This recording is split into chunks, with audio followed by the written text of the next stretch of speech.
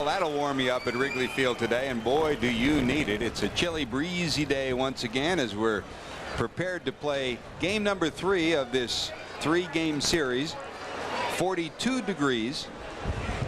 The wind a little bit lighter than it was yesterday. 16 to 25 miles per hour is the gusting. 42 degrees at the start of the game today. Yesterday it was 45 at game time. Not exactly the kind of weather that Jose Rijo grew up with in the Dominican Republic, but you know, he said it as well as you could say it. He said, I don't care if there's ice on the field on Sunday. I'll pitch in ice skates if I have to, because he wants it so bad. Jose Rijo will get the start for the Reds.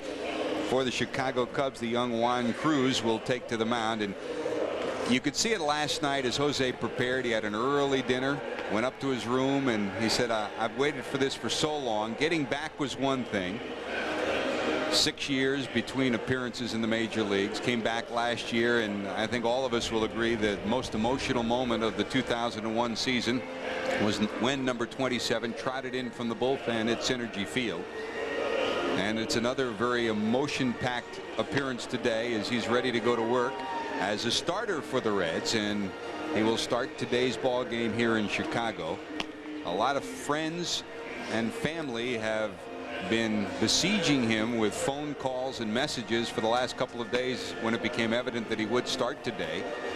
And he's tried to put all that behind him, get himself focused. And the big question, Chris, is how long can he go, and what can he give the Reds as a starter? He has pitched 3 1/3 out of the bullpen, their longest stint out of the bullpen, but whole different story in the chill of Wrigley today. Well, he approached this season differently than he did last year. Last year he just tried to make the comeback, just prove to himself and to his doubters that he could pitch again in the major leagues. This year he had to come to spring training, make the ball club, but beyond that he wanted to be a guy that was going to contribute to this Reds ball club in a big way.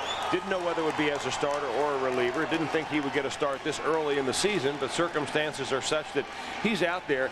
If he has an easy first few innings, no reason why he can't go 5. But I would imagine a Jose Rijo somewhere around the 60 to 70 pitch mark is what they're going to start keeping their eye on. But I think with Rijo, because he's no longer the kind of guy that you judge with a radar gun, the bats of the Cubs are going to determine how long he pitches today. If they hit him hard, he'll be out early. If he can fool them long enough, he'll go deep into the ball game.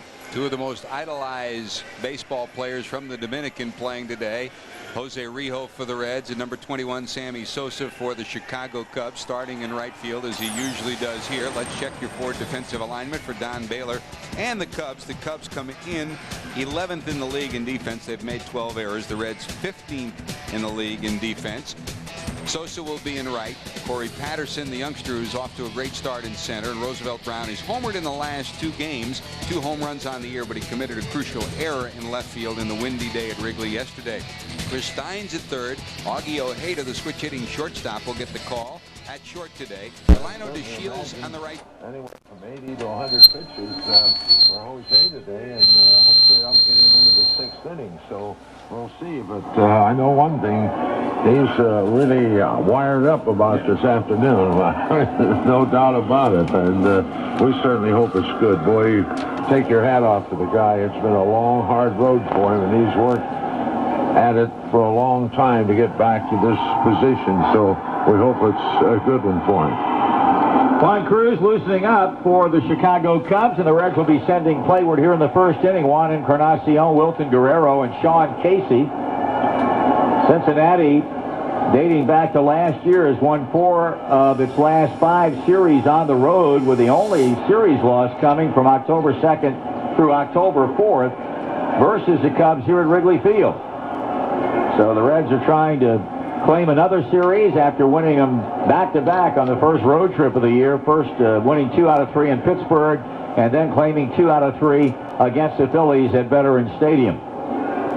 Cincinnati coming in 1 game over the 500 mark today at 9 wins and 8 losses. They are now by themselves in 2nd place in the Central Division, 2.5 games behind the Pittsburgh Pirates, and that club's game with the Philadelphia Phillies being delayed because of rain at PNC Park. Robert Machado's throw goes down to second baseman DeShields and around the infield. And the offensive hero of yesterday's game will step in to lead things off. Encarnacion batting at .294, 4 homers and 15 runs batted in. And he drove in 4 runs yesterday with a first inning 3-run double and a later bases loaded walk. Our first pitch is always brought to you by John Morrell's Convenient Cuisine.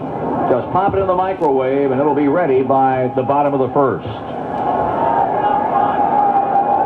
Encarnacion, a right-hand batter, surveys the defensive landscape and now settles in deep in the batter's box and waiting on Cruz, and the first pitch is taken high for a ball, and this game is underway. While the Reds are 9-8 through 17, the Cubs are 6-10 through 16.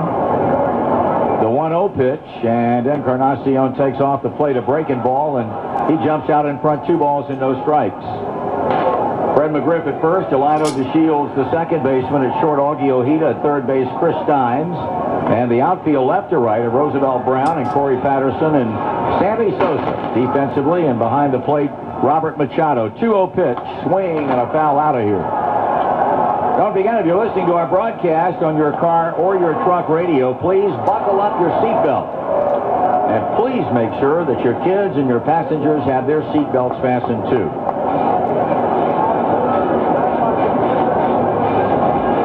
2 balls and 1 strike on the leadoff batter.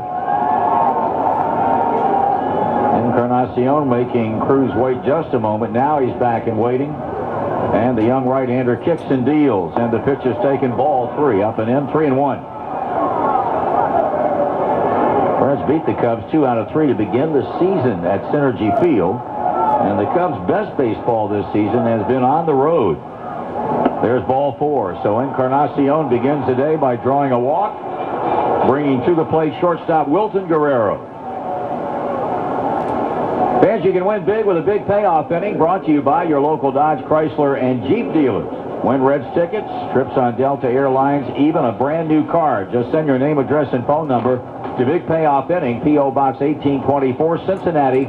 The zip code is 45201. Big Payoff Inning contest will begin on May 1st. Chris Steins comes in a few paces at third. Guerrero bunts, but bunts foul. Strike 1.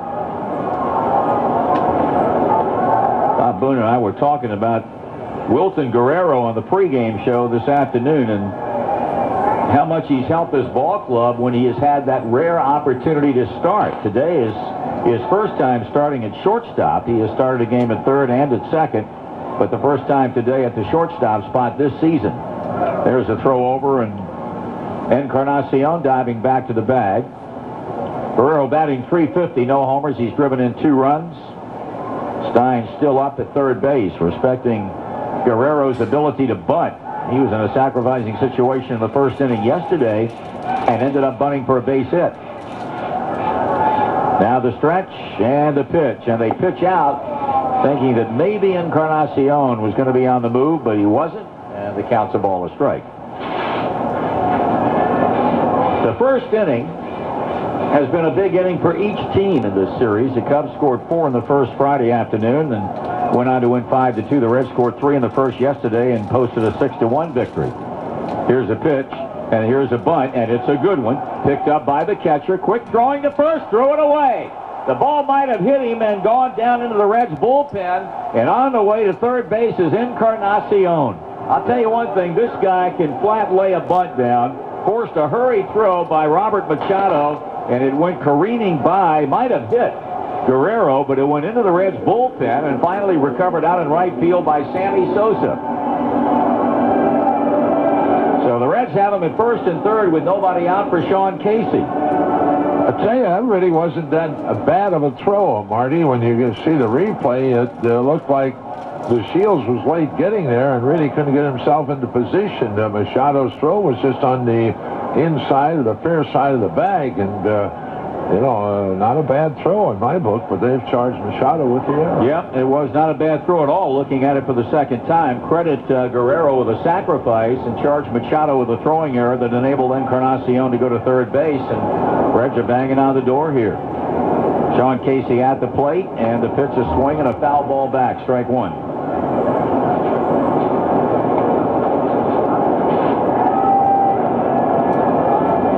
Encarnacion at third. At first base, Guerrero. A sacrifice and a throwing error. And it's a 1-strike count on the 308 batting Reds first baseman looking to pick up his 10th or more run batted in. Infield, a double play depth. The outfield playing him as an opposite field hitter. And Cruz working, and Casey fouling it off 0-2. As part of its extra effort program, the Ohio Casualty Group donates $50 to Habitat for Humanity each time the Reds hit a double, and $100 each time they hit a triple. It's the extra effort program from the Ohio Casualty Group. Protect what's yours. Total $1,700 for the season. Cruz in the driver's seat against Casey, coming with a strike 2 pitch.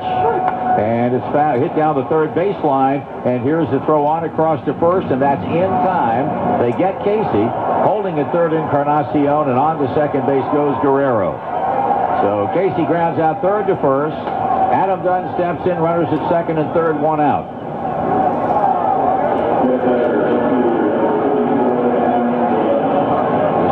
For this young man continue mightily. He has had 1 extra base hit since the season began, and that was a home run in Philadelphia. Getting 236 has knocked in 5 runs, and the infield will play in for him. He came up with the bases loaded, nobody out in the first inning yesterday, and hit a fly ball to shallow center. On the afternoon, struck out 3 times.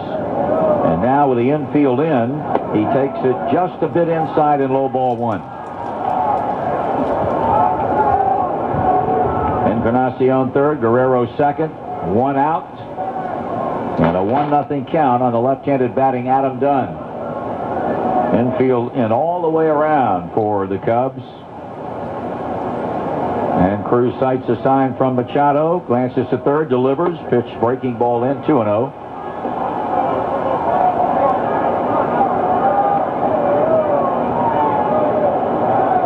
Months before these 2 ball clubs hook up again after today. They have each made 1 trip into the other's city.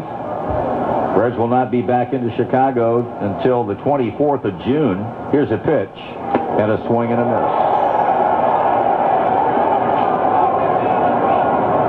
Reds will be here the 24th, 25th, 26th, and 27th. A night game on Monday the 24th to begin that series, and then day games on Tuesday, Wednesday, and Thursday. 2 balls and 1 strike, and taken inside 3-1. Aaron Boone due up next.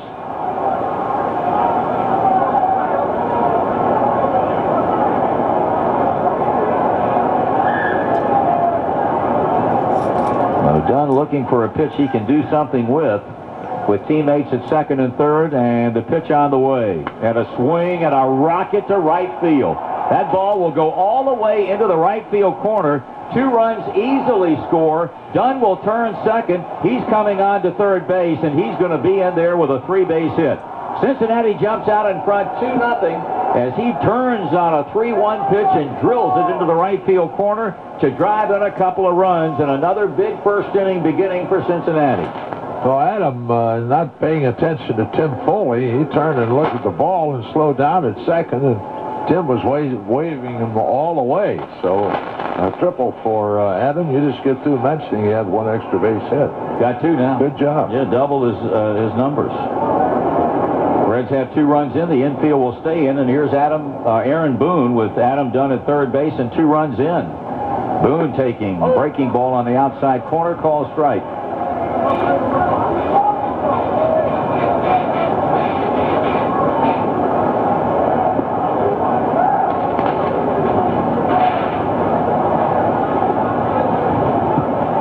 The stretch in the 0-1 pitch. That stays outside for a ball.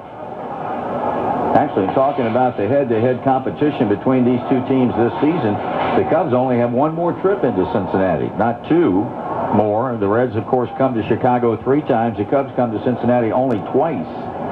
And that second time will not be until September. 1-1 delivery. And a swing and a miss on a pitch down and in. The 267 batting Boone, and a hold at 1 ball and a couple of strikes. So Encarnacion walks. Guerrero drops a bunt down. Got the sacrifice, and a throwing error by Machado enabled Encarnacion to go to second. Guerrero moves up on a Casey ground out, and Dunn scores them both with a 3-base hit to right. Aaron Boone in a hole, and despite having given up 2 runs, Cruz would deem this a big out if he could get it, and he hits one into right. That's going to be deep enough to get another run in. The catch by Sosa, and here comes Adam Dunn, and the Reds now lead it 3-0. So Aaron Boone on a 1-2 pitch, it's a line drive to right. He knocks in his 10th run of the season, and the Reds have equaled their first inning run total from yesterday.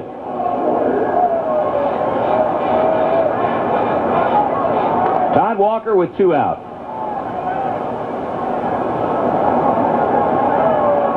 Had the day off yesterday, but jumps right back into the lineup this afternoon, batting .250 with 1 homer and 6 runs driven in.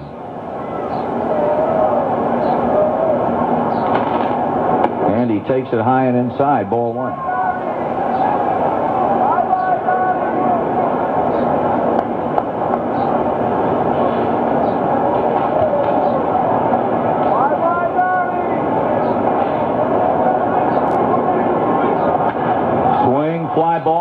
Back into left. Roosevelt Brown drifting back, moving toward the corner, and that's a foul ball. He banged into the wall trying to catch that ball in foul territory and was unable to come up with it. We'll pause for station identification on the Reds Radio Network.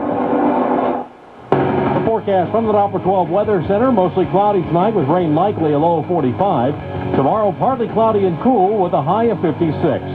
Right now, 45 degrees at your official weather station, News Radio 700 WLW. Reds have scored 3 times in the first inning, and Todd Walker's batting with 2 out on a 1-1 count. Machado sends out the sign. Cruz sends in the pitch, and it's grounded to the left side. The shortstop with a pickup, Ojeda. He throws on to McGriff. The inning is over. 3 runs on 1 hit, 1 error. And after a half inning, it's the Reds 3, and the Cubbies are coming up. Straight to a 3-run lead. Jose Rijo goes to work on Delino DeShields. This is the Cub first inning, and he misses under the knees with his first pitch to the left-hand batter. DeShields a .273 batter. 2 homers and 4 runs batted in. The 1-0 pitch, and that's high, 2-0. The last time Rijo faced the Cubs was the 13th of July, 1995 here. Pitched 5 innings to get credit for an 11-5 victory. There's a strike. It was his second to last appearance of that 95 season. As Joe mentioned earlier, he's had great success against the Cubs lifetime. 10-3 his record. DeShields shows bunt, but takes high, ball 3. And here at Wrigley Field, 5 wins, 2 losses, and a .334 earned run average lifetime. He's behind in the count, needs a strike here against the leadoff batter, and got it. Strike 2 call, and the count is full with Corey Patterson on deck and Sammy Sosa waiting in the wings.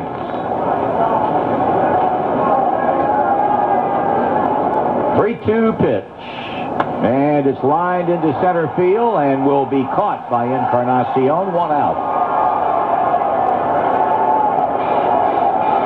Satisfy your appetite and your busy schedule with JTM's delicious beef, pulled pork, or spicy chicken barbecue. Now conveniently packed in 2 1-pound microwavable pouches. JTM. Here's Patterson checking in at .310. No homers. He's driven in 6. Kind of interesting to note that July 13th date from some 7 years ago when Rijo last faced the Cubs as a starter. Pitch is taken for a ball. The Cubs starting lineup that day: Brian McRae in center, Ray Sanchez at second, Mark Grace at first, Sammy in right, Todd Zeile was at third, Luis Gonzalez in left, Sean Dunston at shortstop, Todd Pratt was the catcher, and Steve Traxel was the pitcher. Call strike. Of course, the only one still around from that day 7 years ago, Sammy Sosa, and he's waiting on deck.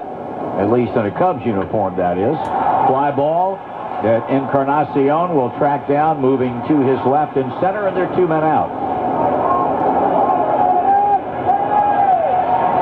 Here's Sammy. Defensively, Sean Casey, Todd Walker, Wilton Guerrero, Aaron Boone, the inner defense at first, second, short, and third. Adam Dunn in left with Encarnacion in center and Austin Kearns in right. Corky Miller catching the windup today, and here's Sammy. Sosa lifetime against Rijo, 7 for 23, including a couple of home runs. 2 out, bases empty pitch. Sosa takes the strike. Bob Boone said, you still have to approach this day as a bullpen day.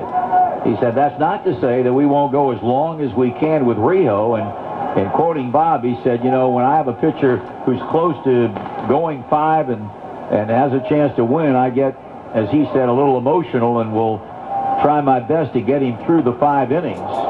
Pitch way inside a ball, but at the same time, he said, with a rested bullpen, as much as he'd like to see Rijo get at least 5 innings in, if he has to go to his bullpen early, he'll not hesitate to do it. 2 balls and 1 strike with 2 outs. And the base is empty in the Cub first, and Sosa swings and he misses.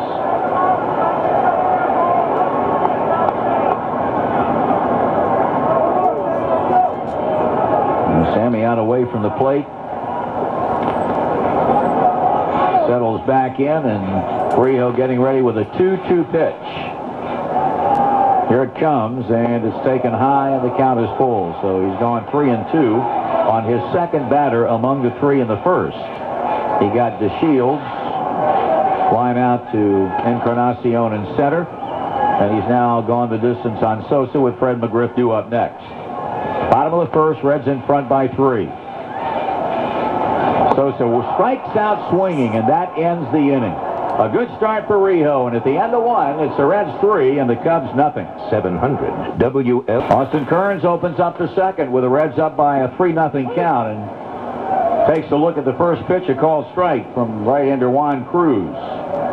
2-run triple by Adam Dunn, a sacrifice fly by Aaron Boone got the Reds runs home in the first. Swing and a drive. Deep left field, might be his first major league home run, and a fair ball. I mean, he hit an absolute seed, and the wind taking that ball off to the left, and there was some question as to whether or not it was going to stay fair, but it does, and Austin Kearns has his first major league home run. And Cincinnati leads it here in the second inning 4-0. I can break that one down.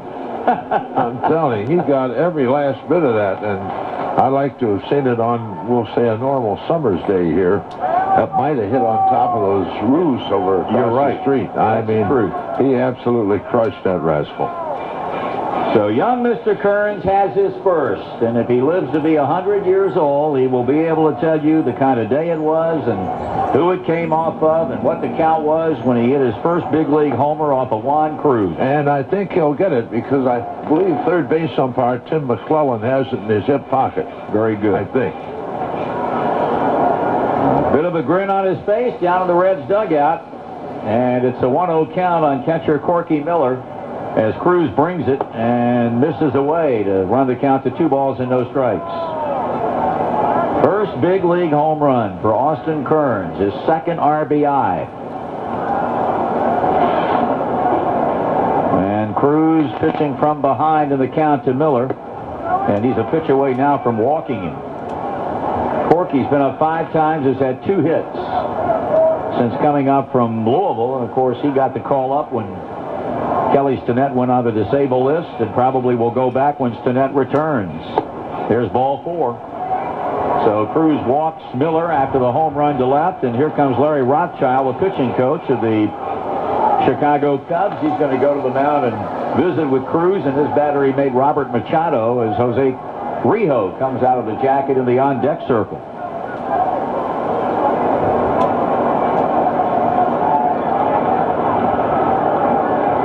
Jose will pretty much be greeted at the plate by Tim Foley, the Reds' third base coach. I don't think McClellan has that baseball. Oh, yes, he does, because the young man from outside the ballpark threw it back onto the field of play. So he does Austin Kearns a big favor.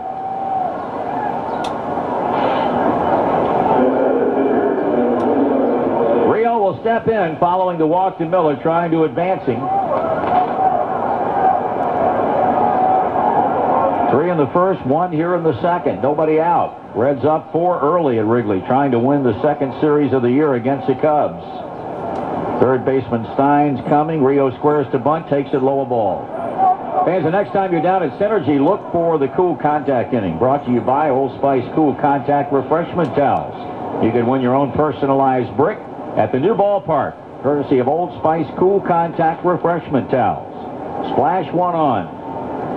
The pitch, and there's a bunt, and it's a good one. It's picked up by Machado, and his throw down to the covering the Shields is successful. A 2-4 sack with Miller moving on to second and bringing Encarnacion back for the second time in as many innings.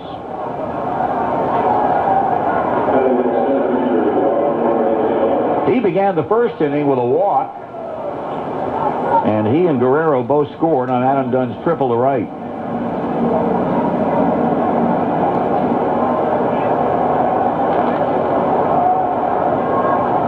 Looking for his 16th RBI as Encarnacion. A base hit would get it done. Cruz cranking toward the plate and missing with a breaking ball away. Back at Synergy on Tuesday night, a 7:10 meeting, the first of the year between the Reds and Buddy Bell's Rockies. Jimmy Haynes will oppose right-hander Jason Jennings, and Jennings will be the only right-hander the starter the Reds will see in that series. Here's a swing. Fly ball hit to center field. Drifting back on the ball and making the catch is Corey Patterson, and there are 2 men out in the inning.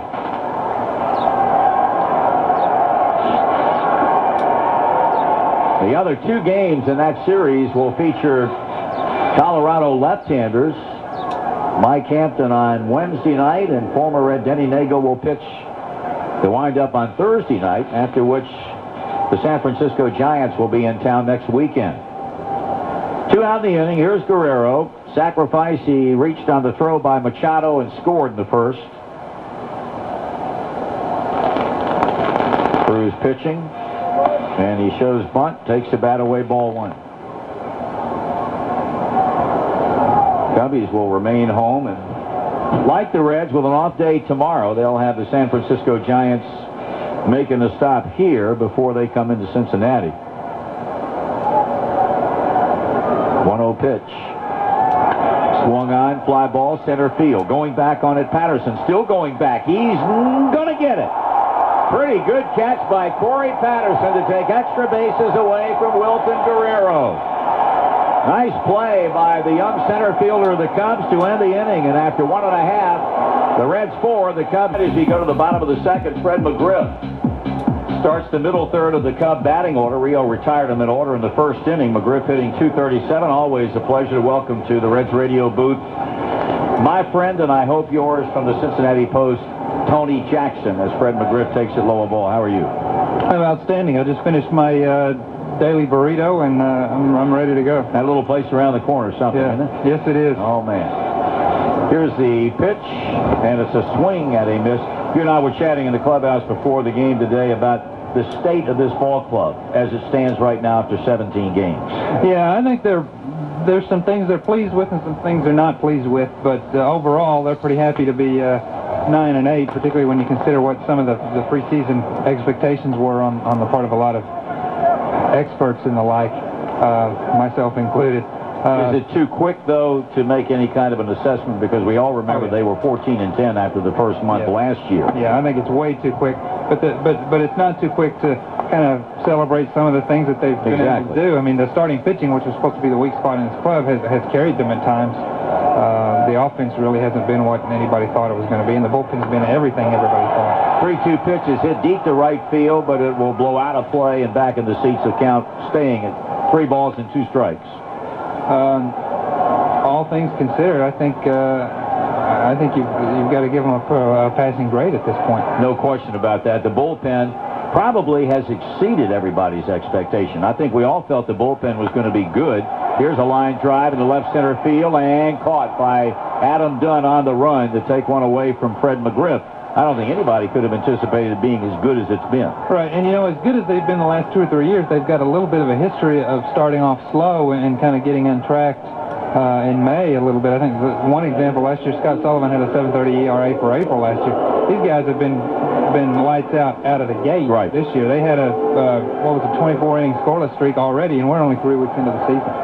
Here's Roosevelt Brown, who has homered in each of the first 2 games. Reds in front 4-0 here as we talk with Tony Jackson from the Post. And offensively, you got to feel like this club's going to hit better because Larkin has struggled badly. Adam Dunn has had a very, very slow start. Some of the other guys on this ball club, and you know that with some of the track records we're talking about, this team should hit better than it's shown so far.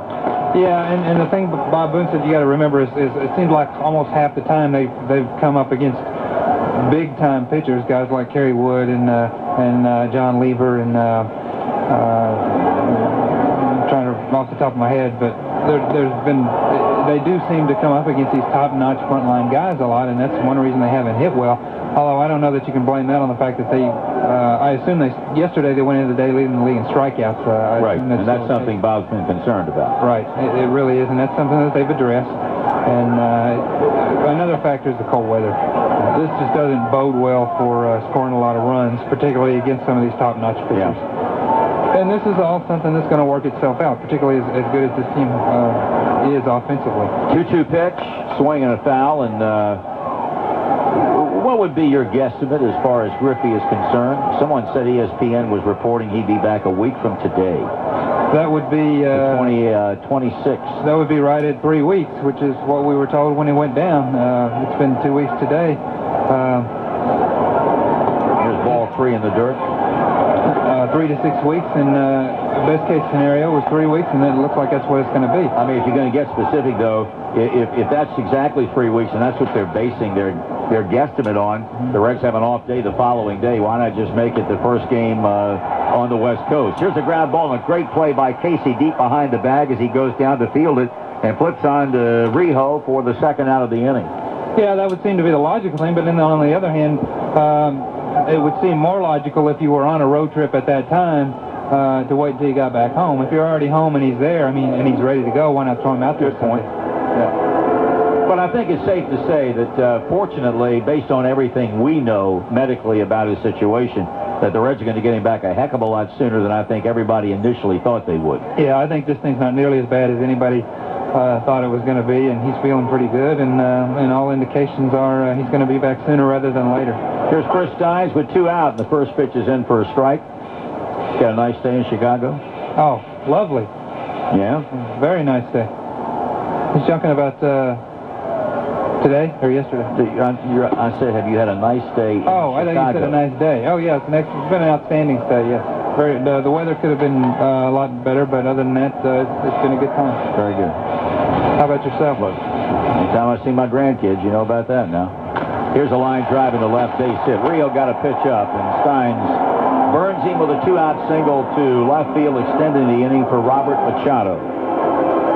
You had one of them at the hotel last night, didn't you? I had the oldest, Dylan, who spent the night with me last night. We had a very nice time. He likes to get up and eat breakfast in the hotel restaurant and have pancakes and 2 glasses of orange juice, which he did this morning. But it makes me feel very old. Trying to keep up with him. You hear me? How's your knee, by the way? I don't know. So, again, it's old age. It's, you know, I'm approaching 60, and you have those aches and pains that you don't normally have when you're a young man like yourself. Well, I think you just need to slow down. I think you've been a little too maniacal about that workout program you're on, and if you just cut it back a little bit, you'll be okay. Now you're lighting me up. Now you're lighting me up. See, you never learn. Because I'm holding back some stuff, as you well know. And I really haven't decided to level you yet.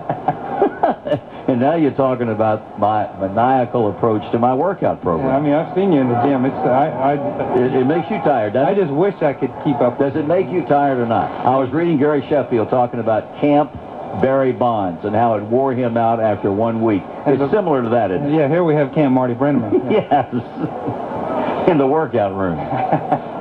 2 balls and no strikes. A pitch, a swing and a miss. And Machado with a 2-1 count with Steins at first, 2 outs, and the Reds in the second inning leading 4-0. I'm back home after this one for 6 games, 3 with the Rockies and 3 with the Giants before going to the West Coast. So a chance to improve. They win today, a chance to improve upon the record even more when they go home. Yeah, but then the thing you got to remember is this team has to start playing well at home, and that's something that's kind of been a bugaboo the last 2 or 3 years. Fly ball center field, and Encarnacion moving toward left center to gather it in and end the inning. It's been a little slice. It's been a big slice. Tell our good friend George Grand hello when you walk by the television. I'll stop in and say hello. I'm sure you will. Tony Jackson from the post. 1 hit, 1 left. After 2 innings of play, the Reds lead the Cubbies 4. Sean Casey will lead the third off for the Reds, who enjoy a 4-run lead right now. And with a play-by-play, Joe Nuxall. Thank you, Marty. And Sean in the first inning grounded to Steins at third base. The Reds with a couple of base hits to go along with the 4 runs as Cruz delivers and misses outside ball 1. Meanwhile, across the town, Chicago, the White Sox got 8 runs in the first after Detroit got 3 in their half of the first. Must not be cold out. Must not be. The pitch and the strike on the outside edge. 1-1. Up in Milwaukee, it's St. Louis 2, Milwaukee 2 in the third inning. The 1-1. This is outside. Breaking pitch. 2 balls to strike. New York trailing Montreal 4-3 after 3.5 in Montreal. Cruz delivers. Casey swings and lifts one into left field, and there's Roosevelt Brown waiting on it and has it. 1 away, and Adam Dunn the batter. Adam doubled to drive in the first 2 runs of the game. His first double of the year in RBIs, number 6 and 7. Florida at Atlanta. The Braves at bat in the 6th, leading 3-0. Houston gets a run in the first and leads the Giants 1-0 in the second inning in Houston. Cruz working and Dunn taking a breaking ball in at the knees for a strike. Over in the American League, after 3, no score, Cleveland at Minnesota. The 0-1 swung on foul, straight back in an 0-2 count. Baltimore and Tampa, after 6 innings, are tied 1-1 in Tampa. Toronto at New York, and that's in the 6th inning. The Yankees at bat, leading 5-0. Boston at Kansas City, Boston leading 3-1 with Kansas City at bat in the 3rd. Here the Reds lead it 4-0. It's a ball, 2 strikes to Adam Dunn. Juan Cruz delivers, and again missing inside, 2-2. Cruz has walked 1. Tubbs has committed an error. The break even, way high with a fastball, and a full count now to Adam Dunn.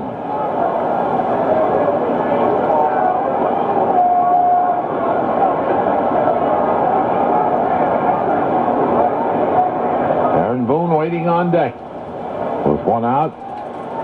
Cruz with the payoff, and Dunn takes it low, ball 4. Second walk issued by Cruz.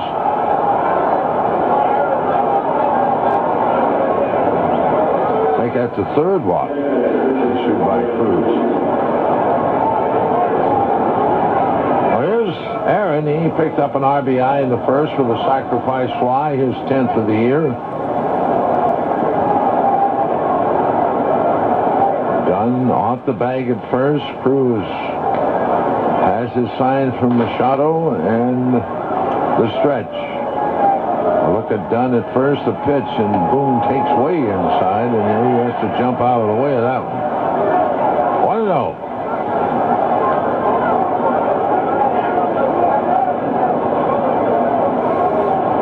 Degrees at game time. Well, they wanted to give the wind chill. I know. I don't understand that. Hear that. It's cooler than 42, 41, whatever it might be. The pitch. There goes Dunn, the throw down, not time into center field, and on his feet and on his way to third is Adam Dunn. So credit Adam with his first stolen base of the year, and charge Machado with an error, his 2nd of the game.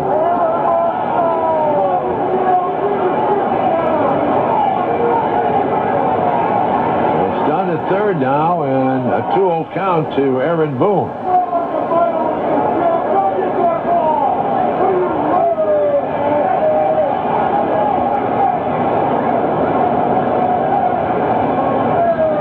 Cruz sets. He delivers. And the breaking ball in for a called strike.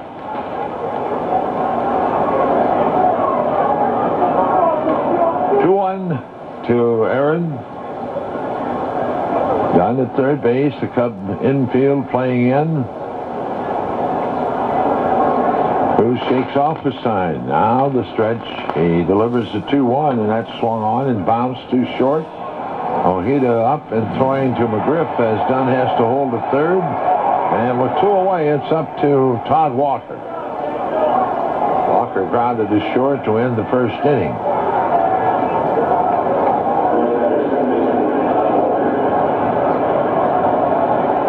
Todd with 6 RBIs, 6 doubles, and a home run.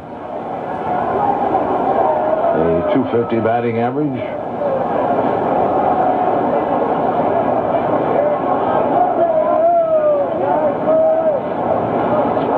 A wind to pitch, and the breaking pitch hangs outside.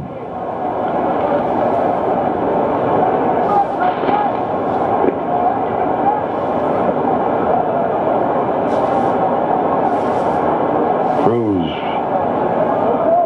ready with the 1-0, and Walker swings and he pops it up. Shallow left going out Ojeda, and coming on is Brown, and they collide ever so softly, but Ojeda makes the play, and that's the inning. The Reds strand a runner. The Cubs commit an error in the middle of the third. The Reds 4, and they cut at the knees for a called strike. Ojeda, a 200 batting average, has driven in a run. Jose has struck out 1. The 0-1. Ojeda takes it high and away, a fork ball and a splitter, if you will. A ball and strike.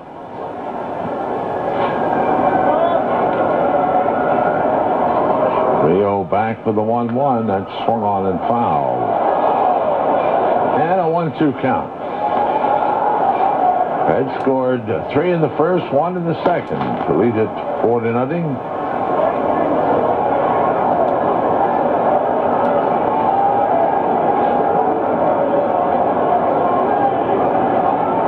Rijo waiting on the sign from Miller. He delivers the 1-2, and that's swung on and popped foul into the seats off to the left. Ojeda, a left-handed batter.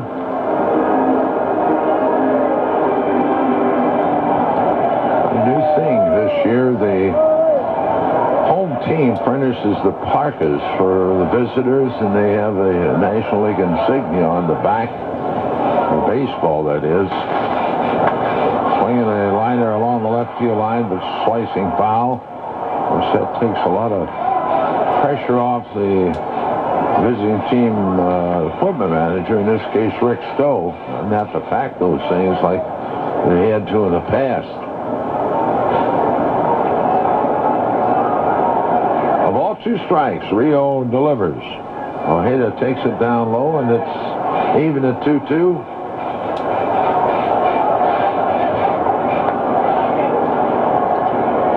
2 balls, 2 strikes. Now Rijo wants another baseball from Merriweather, the plate umpire.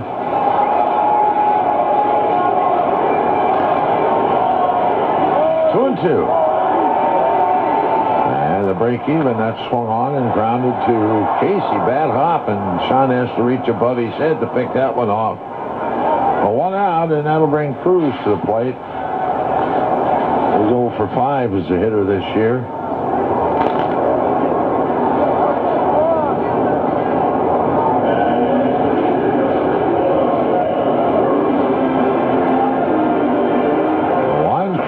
Steps in, a right-handed batter.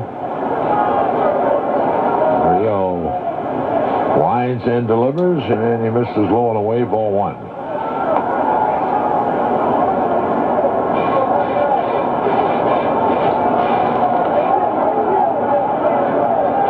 A 1-0, and the strike call as Cruz bluffs the bunt. 1-1.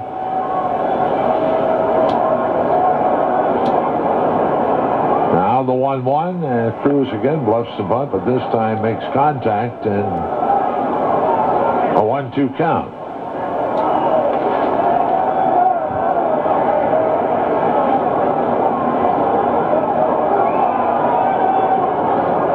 Here's the 1-2.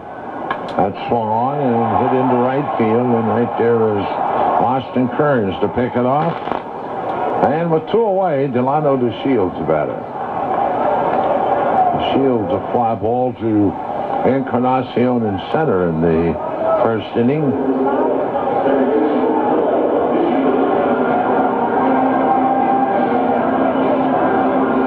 DeShields a 273 batting average coming in to this afternoon's game with a couple of home runs and 4 RBIs. And a double and a triple. He swings on the first pitch and pops it up. Calling Ford Guerrero at shortstop, and he has it, and that's the inning. They go in order for the second time. The Cubs do, and after 3, Reds 4. Austin Kearns leading it off. He hit his first Major League home run in the second inning leading off, and I mean a shot way out of here across the street in left field. And the first pitch to him is on the outside corner, called strike. Austin, a 167 batting average, entering the ball game. The 0-1. That's down and away, a breaking pitch.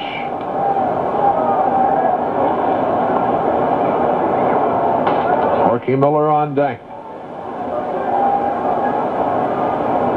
Cruz works, and another breaking ball that misses low. 2-1 to count.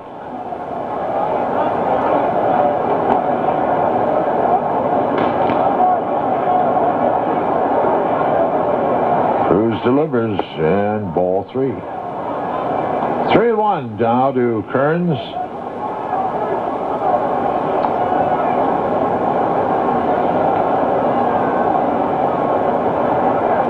The 3-1 delivery. Swung on and bounced foul. And rolling off to the right of the plate. Full count.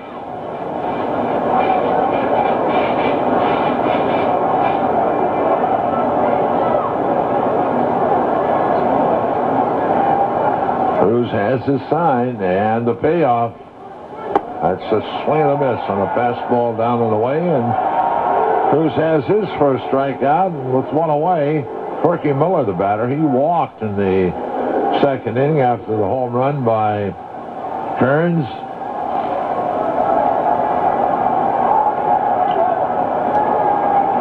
Corky, a 400 batting average, owns a double.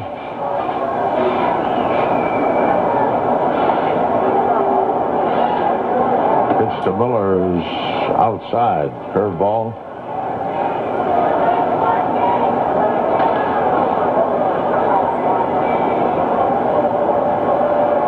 Cruz back with the 1-0, and that's swung on and lined right to DeShields at second base. So Miller hit it hard, but right at Delano DeShields, and with 2 out, Jose Rijo, the batter.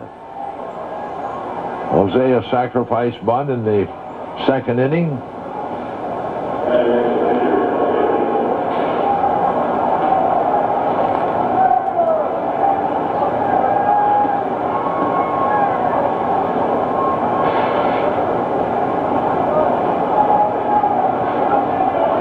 Cruz winds and delivers. Rijo takes a strike.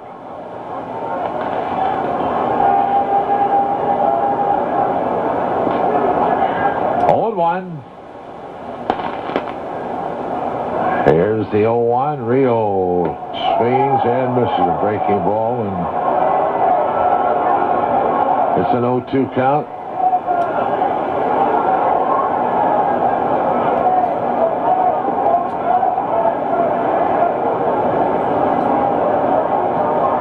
Cruz working, and that's strike 3 called. See you later.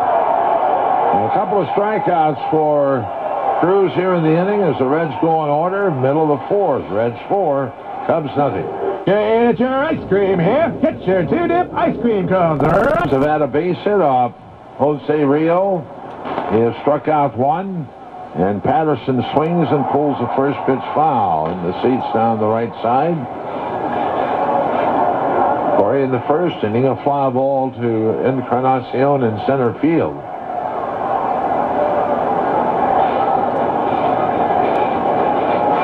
Miller hangs the sign and Rijo delivers. And the splitter is chopped to Walker at second, underhanding to Casey, and there's one out.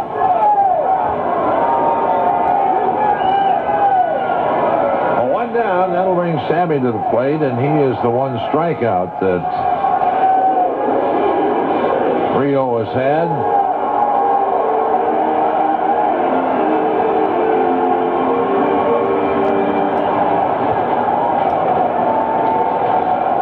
So Sammy into the batter's box.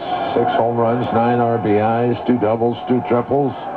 Rijo works, and it's up high, ball 1.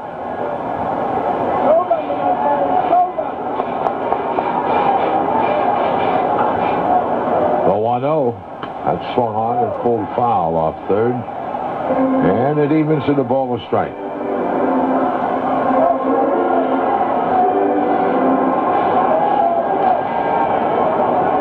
Sosa settles back into the batter's box. Rijo has his sign. And the 1-1. That's swung on and grounded to the left of Walker. And Todd couldn't quite get there. He was out on the grass. Well, base hit for Sosa, his second, the second off Rijo. And the batter is Fred McGriff, who lined out to Kearns in left field in the second inning leading off.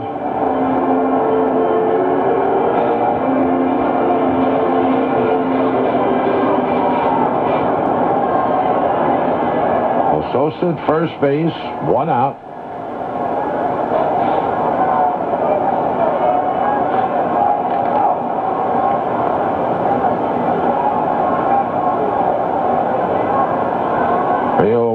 And he misses down low to McGriff a ball.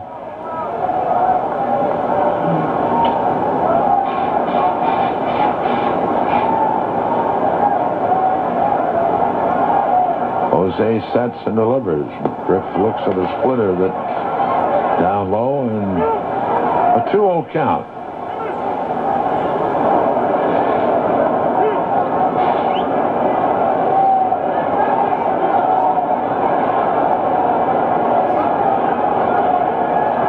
No strikes to McGriff with Sosa at first base.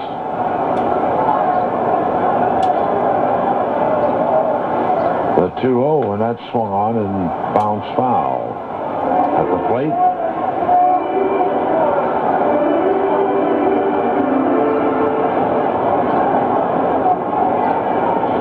Well, over at Comiskey, the Tigers got a couple of runs in the second inning, and now after 3, it's an 8-5 game, White Sox leading. The pitch to McGriff, and that misses inside. A 3-1 count. Roosevelt Brown on deck.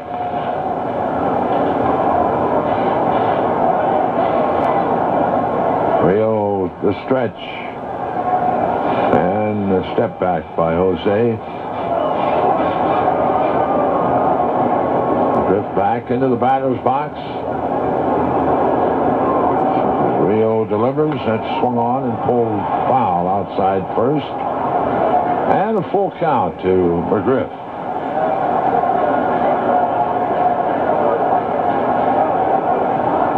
McGriff has hit home runs in 39 different parks. 2 balls, 2 strikes.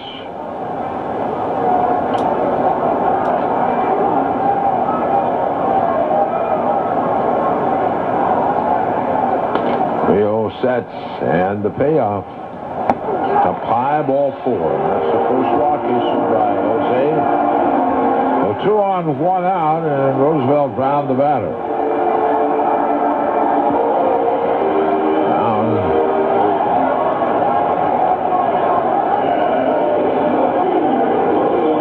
Grounded to Casey in the first inning, or I mean in the second inning. Might be going to get some activity down in the bullpen. Right now, Don Gullett on his way to the mound to have a word with Jose Rijo. Jose was sailing along, but retired Patterson to lead off the inning, but Sosa grounds a base hit to right, and McGriff walks. Just a little breather for Jose, I would think, and Kelly will move on to the dugout.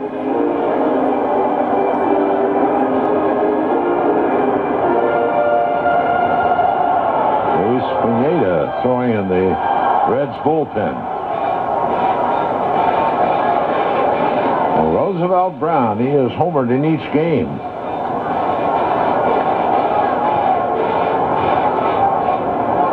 That's Scott Sullivan yesterday afternoon. Rijo goes to work on him, and the first pitch is swung on and chopped foul off first.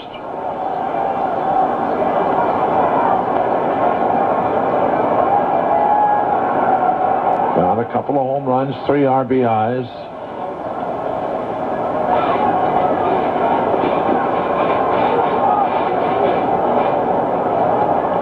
Rijo to the belt and delivers down low with the splitter.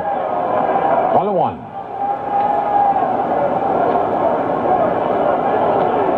Or nothing. Reds lead it here in the 4th inning.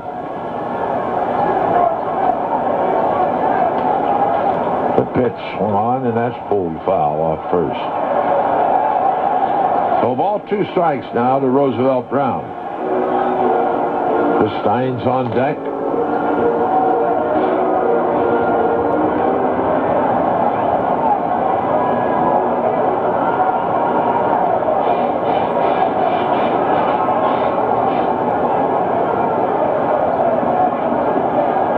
Rijo sets, and the pitch. That swung on and hit foul in the seats down the left side. That one back into the upper deck.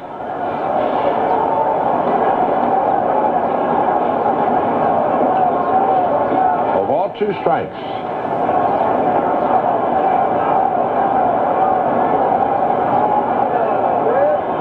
Rijo okays the sign. He sets and delivers. Down low with the splitter, and it evens at 2-2.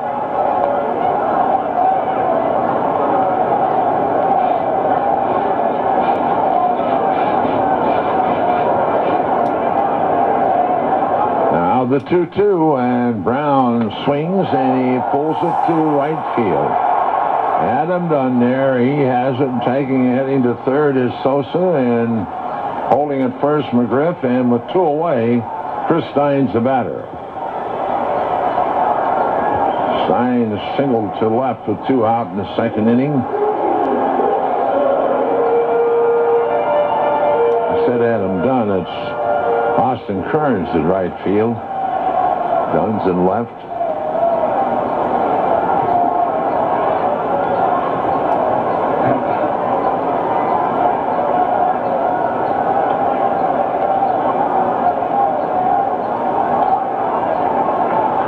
Rijo goes to work on Steins. His first pitch is taken a strike at the knees. Steins a .297 batting average. Home run, 5 RBIs, and 3 doubles for Chris. The pitch down low. A ball, a strike.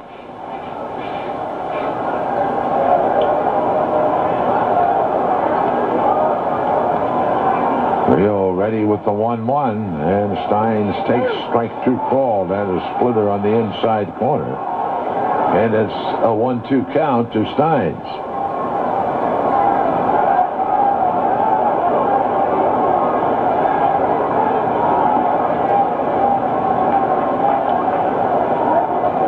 Here's the 1-2, and that's swung on and grounded to short. Guerrero has it go right between his legs, and that'll be an error on Guerrero. A run scores, and it's a 4-1 ball game.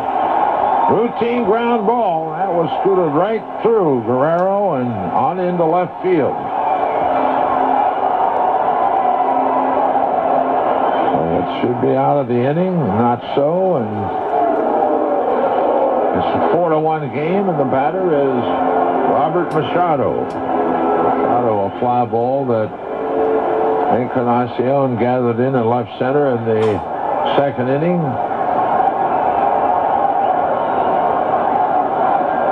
Pitch in for a called strike.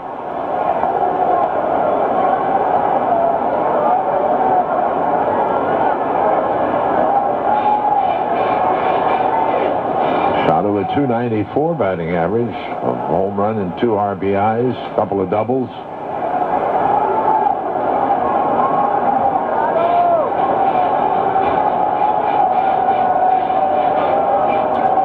Rijo, the 0-1.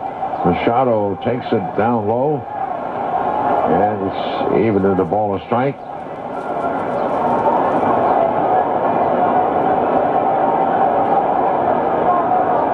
Griff second base, Steins at first, a run in, 2 out. Jose Rijo delivers, and that's swung on and hit on the line to Guerrero, and he picks it off at short, and that's the inning. But they get a run on a base hit. There was an error and 2 left. And after 4, Reds 4. And This is the weather station, News Radio 700 WLW.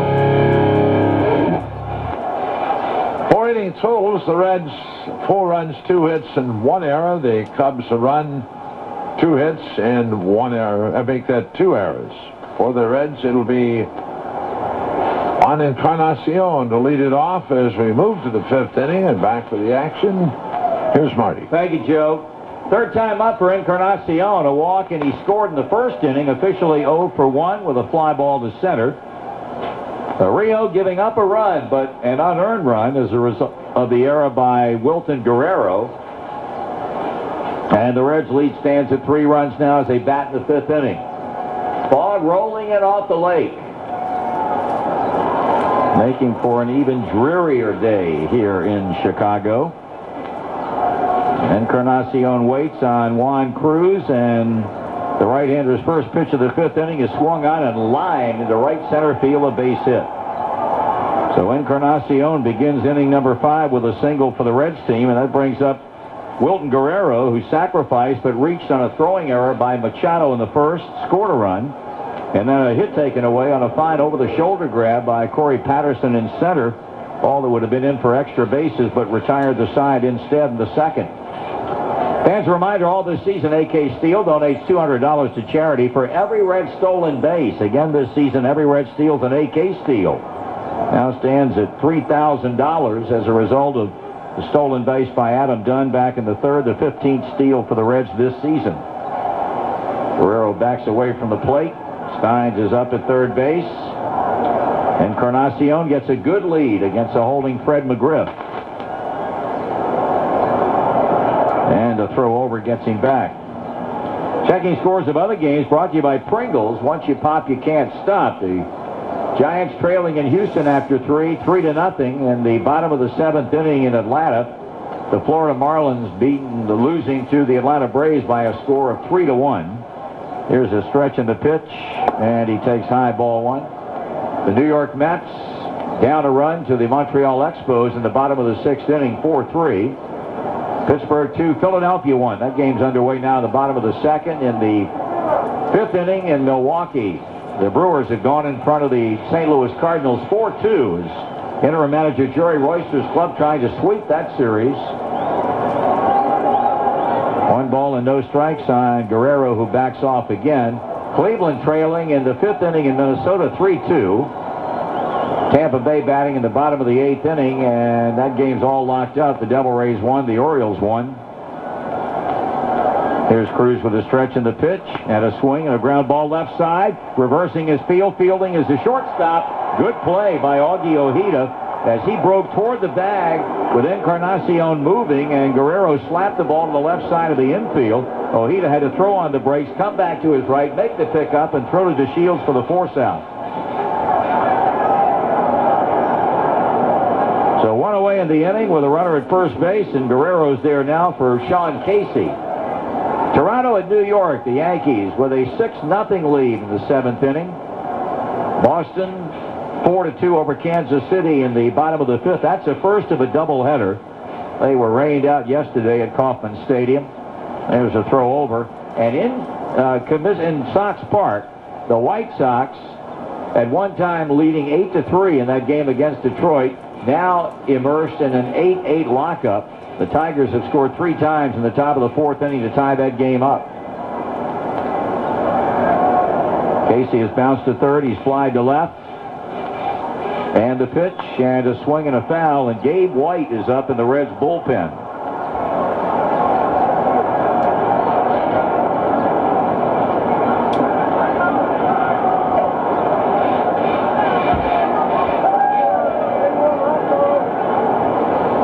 Strike and nothing to count on Casey with Adam Dunn on deck. Reds lead 4-1.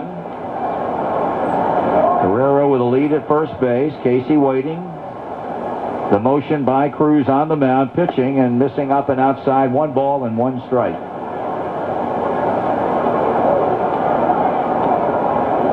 Reds about hit the Cubs now 3-2, and they've outscored them 4-1, scoring 3 times in the first and adding the Austin Kearns home run in the second.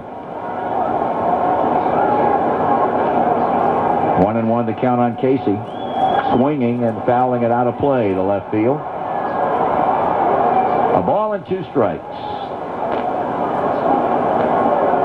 The Brewers have all of a sudden caught fire under interim manager Jerry Royster, who GM Dean Taylor now says very well could end up with a job. They are still interviewing people and looking at others, but Jerry Royster, sitting in the catbird seat right now, could make a strong argument for himself if that Milwaukee ball club continues to win.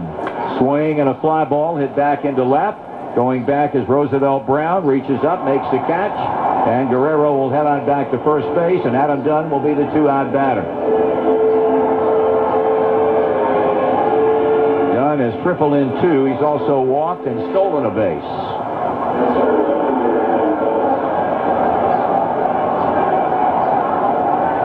Cruz is the second batter up in the bottom of the 5th. So you have to feel this will be his last inning of work. Dunn at the plate with 2 outs and takes a strike. Today's game brought to you in part by Anheuser-Busch, who salutes parents who talk to their kids about drinking. We all make a difference.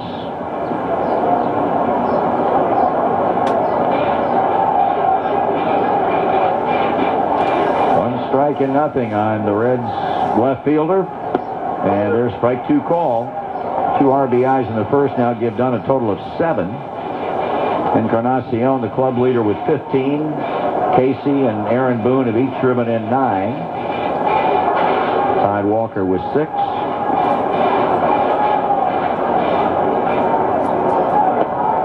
Blowing inside with a breaking ball. 1-2 the count on Dunn.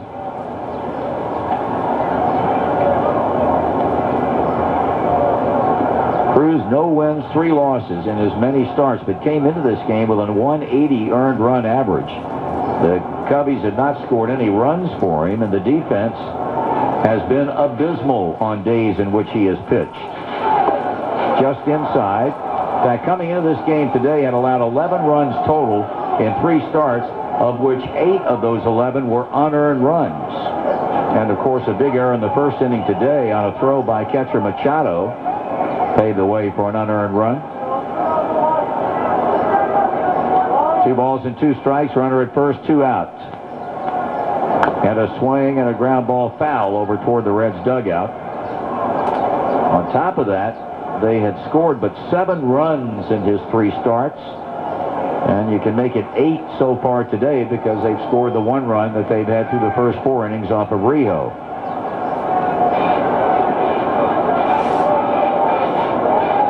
Time call now as Guerrero leaves the bag and visits with first base coach Jose Cardinal before getting back on board. 2 balls and 2 strikes.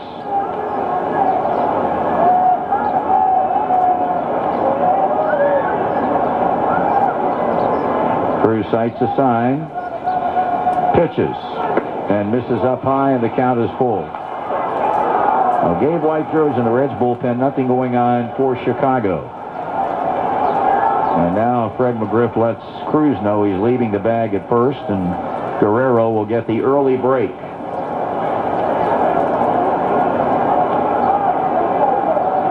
And the 3-2 pitch to Adam Dunn, a swing and a miss to end the inning. Third strikeout for Cruz. 1 hit, 1 left. Middle of inning 5. Reds 4. Cubs work at the bottom of the 5th as he faces the shortstop and 8 batter Augie Ojeda, ball 1. Rijo running into some difficulty in the 4th inning, but should have been out of the inning without a run scoring. And he misses with that 2-0, and he's operating right now on a short leash. With Gabe White warming up, he's probably getting ready in the event they want to have him come on and face Delino DeShields. So it would be highly recommended that Jose wade through this 5th inning without any problem, if for no other reason than to qualify for a victory. Ojeda bounced out to first baseman Casey his first time in there and fouls off the pitch to get it even at 2 balls and 2 strikes. Juan Cruz will bat for himself. Nothing going on by way of activity in the Chicago bullpen. Rijo has allowed 2 hits, has struck out a batter, has walked 1. Allowed a single to Steins in the 2nd, a base hit to Sosa in the 4th, and his 2-2 pitch to the Cubs shortstop. Just misses low and inside to run the count full.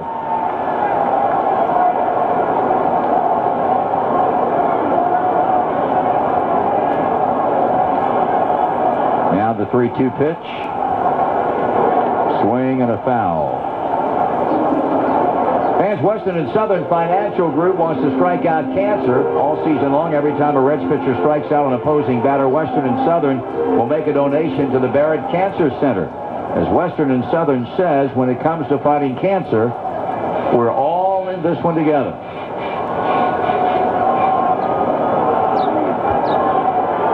Now the payoff pitch on the way. And it's pulled into right center, but that's the way Kearns was playing him, and Austin makes the catch. 1 out. So here's Cruz. In the 3rd, a fly ball to right. He'll step in with 1 out, and Delino DeShields moving to the on-deck circle.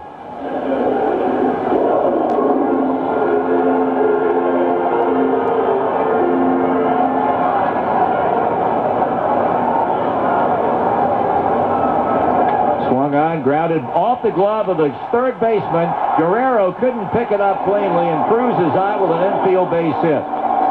Ball hit off the end of Aaron Boone's glove, kicked right over to Guerrero, but he could not pick it up cleanly, and his throw as a result was late. Cruz is out with an infield base hit.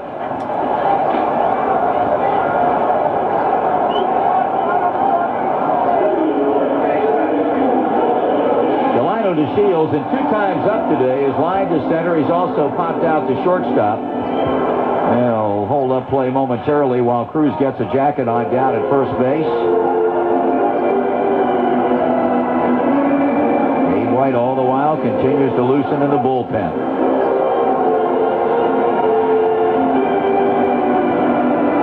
Sandy Alomar, longtime Cub coach, helping Cruz on with a jacket down at first base. Gene Glenn's a man who directs traffic over at 3rd for Don Baylor. The Reds in front 4-1. Bottom of the 5th, 1 out. DeShields a swing and a miss.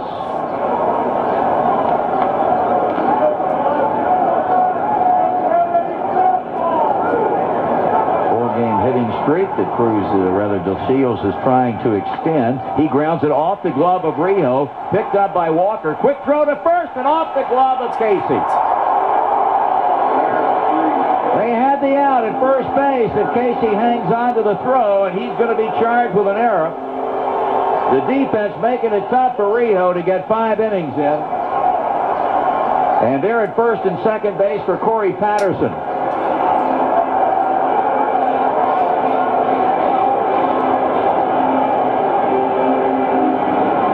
Commit their 2nd error of the day, and we've now had 4 between the 2 teams. And here's Patterson. He's flied to center. He's bounced out to 2nd.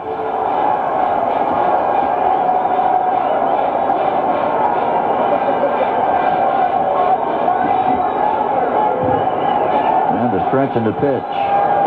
And it's on the inside for a call strike. With all the warming up that Gabe White has done, what it comes down to now is probably like to have a right-hander ready to face Sammy Sosa. Of course, Rijo on the mound. Here's a fly ball hit into left center. Adam Dunn appears to have it in his sights, and he does.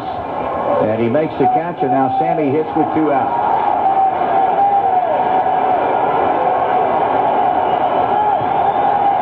Sosa struck out in the first inning, but then grounded a base hit into right field in the last inning. There's a home Tuesday night. We once again will be looking forward to accepting your emails. Thanks to the folks at Broadwing Technology Solutions for providing the computers and the technical support needed to provide the service. Broadwing Technology Solutions delivers complete IT outsourcing solutions. Believe it. Call Strike. And you can fax us at 513-621-BALL. Courtesy of Modern Office Methods for all of your business needs. Just call Mom and work smarter. Swing and a miss. Our internet address, Marty and Joe at RedZoneRadio.com. 2 men out, 2 men on. 4-1 Cincinnati in the bottom of the 5th. Sosa in a hole, no balls and 2 strikes. The stretch by Rijo, the check and the pitch, and it's high, a ball. Cruz at second base, to Shields at first, an infield base hit, and an error get him there. Rijo gloved hand on left knee, ball tucked behind his right hip, checks in, gets the sign, pitches, and misses up again. 2-2.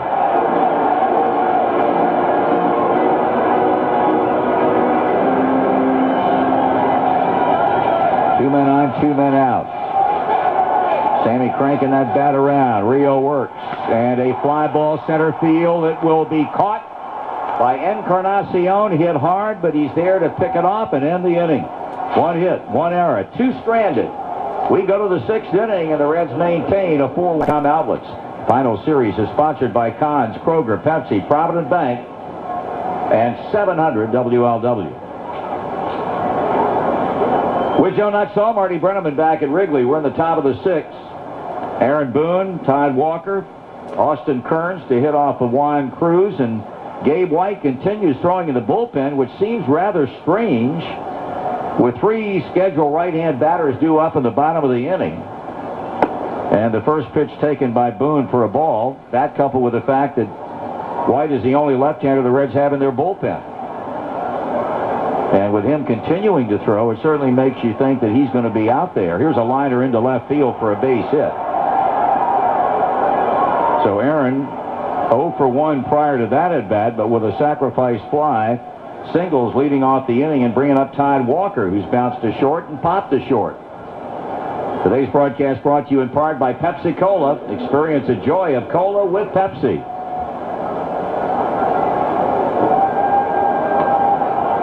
Reds now with 4 hits in the game. They have been at something of a premium today. The Cubs have had only 3, and the Reds have a 4-1 advantage. Now here's Walker.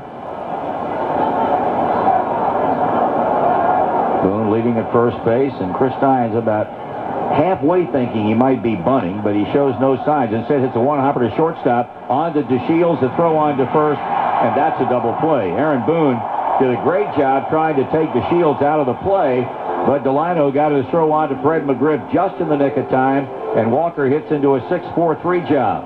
Gabe White now sits back down. No, he's coming into the Reds dugout, so apparently he's going to be out there in the bottom of the inning. Curiouser and curiouser.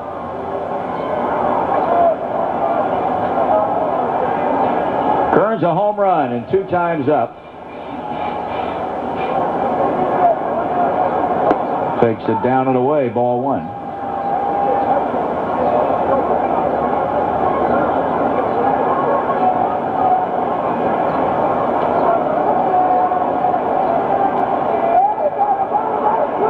Check swing and a call strike. First homer in his big league career in the 2nd inning as he hammered one down the left field line. The ball stayed fair, went out of the ballpark, and a fan threw it back onto the field, and he's got a big souvenir.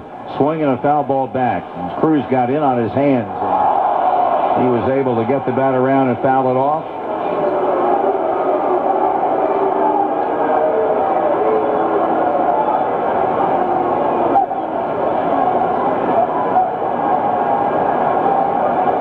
And the 1-2. Check swing and checked it in time.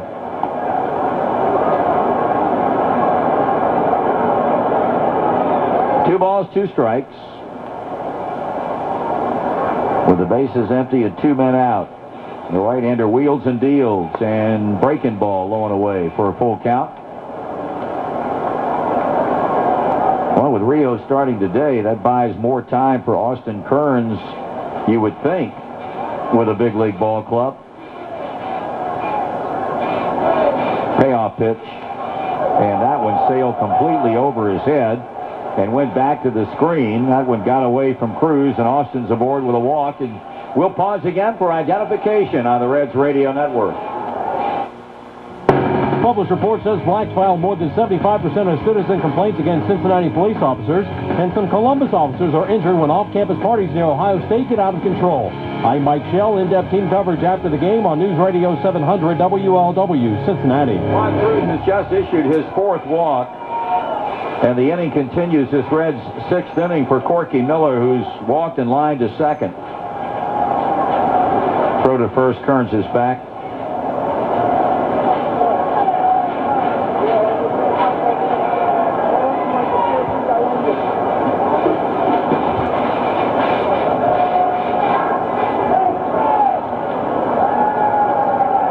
Right-hander checks in with his battery mate Machado and pitches. Here's a rocket to left field. That ball is going to be a foul ball. Boy, he hit it hard, Corky Miller did. But it goes foul deep down the left field line, and Austin Kearns, who had already rounded second base, cuts back across the infield behind the mound en route to first. Checking scores of other games brought to you by Montgomery Inn. Enjoy the world's greatest ribs wherever you are. Montgomery Inn, 1-800-USA-RIBS. It is Houston 3, San Francisco nothing in the fifth. It is Florida trailing the Atlanta Braves 4-2. That game's in the top of the ninth. The New York Mets at Montreal, and Montreal doing a number on them again. 7-3 in the bottom of the seventh. Pittsburgh 2-1 over Philadelphia in the second inning. The stretch in the pitch, and it's inside. Milwaukee 4, Cardinals 2 in the sixth inning. That wild one between the Tigers and the White Sox across town is still an 8-8 ball game in the bottom of the fifth. Minnesota 4-2 over Cleveland in the home sixth inning at the Metrodome. Man, it's snow up there. Pitch up high for a ball. Final out of Tampa Bay and St. Pete. The Devil Rays beat the Orioles 2-1. Yankees 6-0 over Toronto in the eighth inning at Yankee Stadium.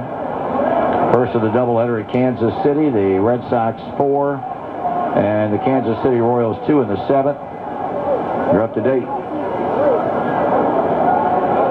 Here it's the Reds 4 and the Cubs 1. The sixth inning with 2 out. Runner at first base and the pitch. Check swing and checked it in time.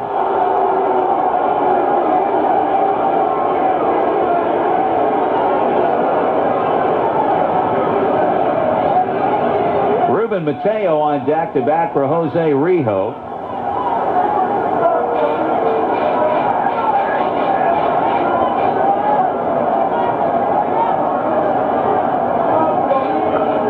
To count, and ball 4. So back-to-back 2-out walks to Austin Kearns, and to Corky Miller will bring up the pinch hitter Mateo.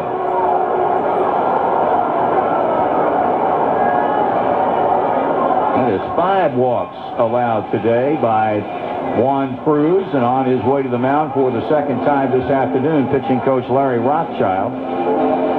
Well, I would imagine Larry would talk to Cruz about being too careful when you look at his pitches to both Kearns and Corky Miller, just trying to make perfect pitches instead of relying on his natural stuff to get somebody out. So you can see Larry talking to Cruz, and it looks to be under those orders. So we'll see.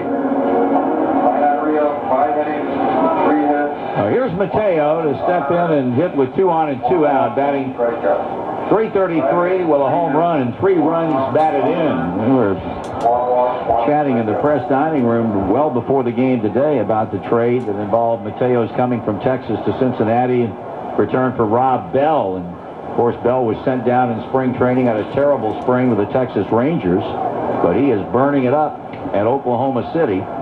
Here's a pitch to Mateo, and it's in for a strike. 3 wins, no losses, 261 earned run average, and the interesting stat, 1 home run in 31 innings of pitching. You got to believe that it's just a matter of time before Bell will be brought back to Texas pitching the way he has at AAA. Mateo taking a ball, 1 ball, 1 strike. Still nobody throwing in the Chicago bullpen. Aaron Boone led the inning off with a base hit to left. Todd Walker hit into a 6-4-3 double play. Then Kearns and Miller follow with back-to-back walks, prompting Mateo's presence at the plate and hitting for Rijo. Swung on and bounced down the third base line, a foul ball. Steins was there straddling the line behind the bag to field it, but the plate umpire Chuck Meriwether and Tim McClellan, the crew chief umpiring at third, said foul ball.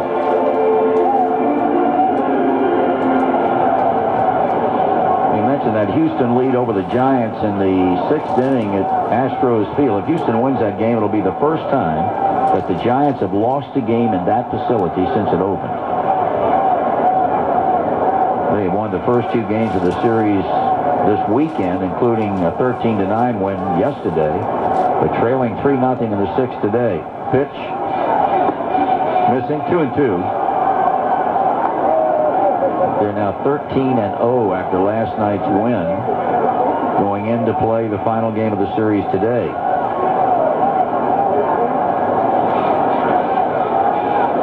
Austin Kearns at second, Corky Miller at first, 2 out. Reds with a 4-1 lead in the 6th. Juan Cruz with a 2-2 count as he pitches to the waiting Mateo, and a swing and a foul. Got a piece of that pitch up. And now for the first time, the Chicago bullpen gets busy. Got a right-hander warming up.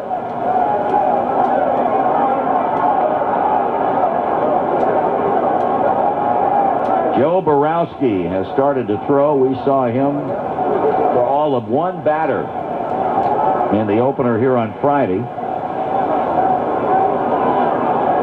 Mateo trying to bring some people around.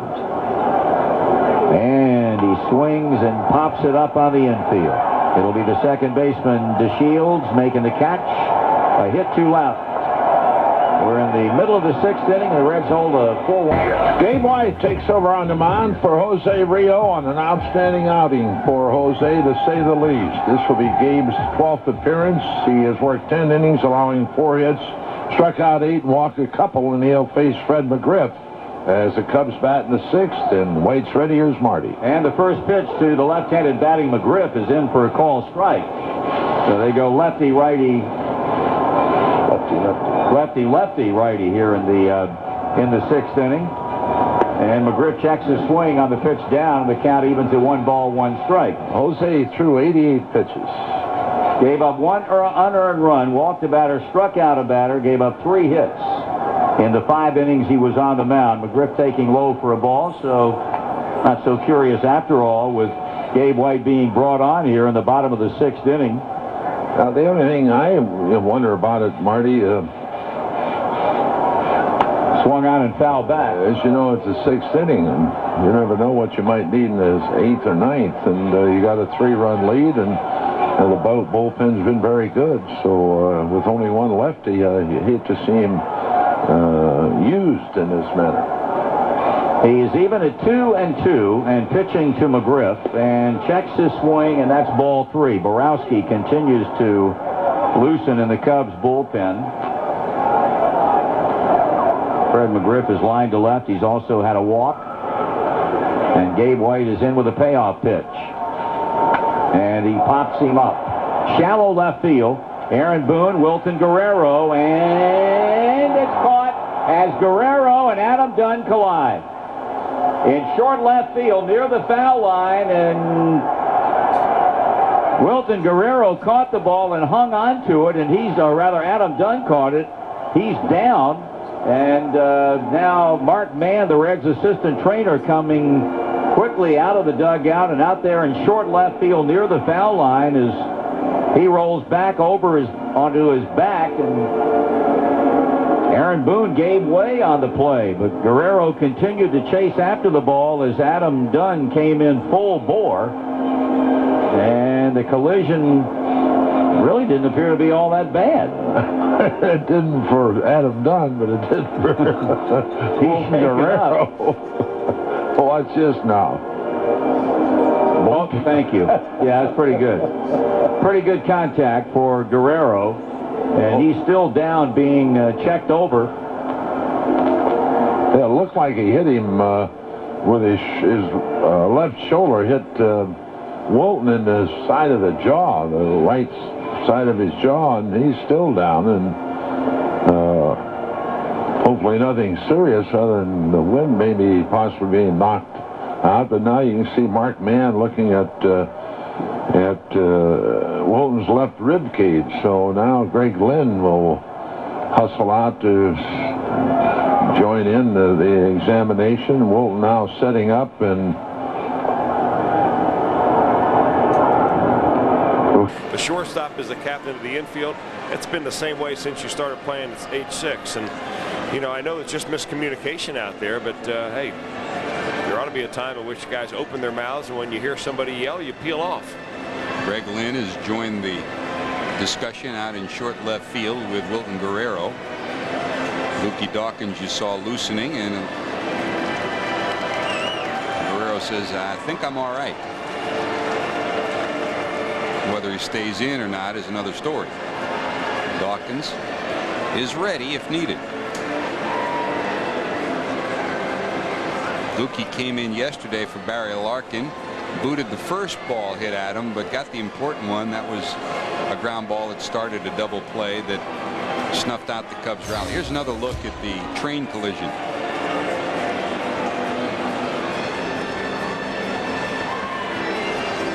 Head, neck, chest. Big number 44. You know, he can even take punishment and we still bounce off. Now, meanwhile, Gabe White's out there trying to stay warm during this delay. He's finally going to start throwing again to Corky Miller just to keep his arm loose.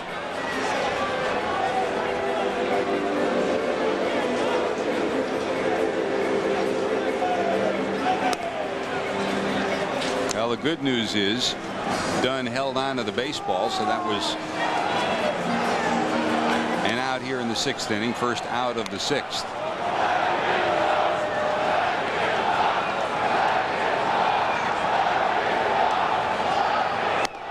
Wilton's trying to buy himself back into the game, and I think Bob Boone will make the final decision here.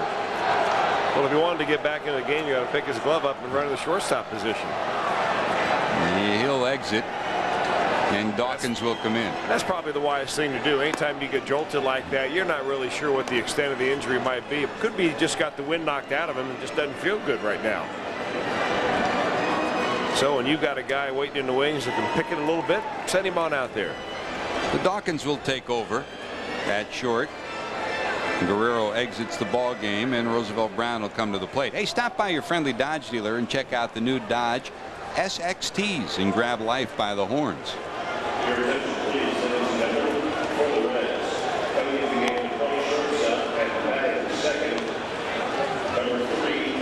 Greg Lynn, Mark Mann escort Wilton to the clubhouse, and Roosevelt Brown will step up and face the left-hander Gabe White.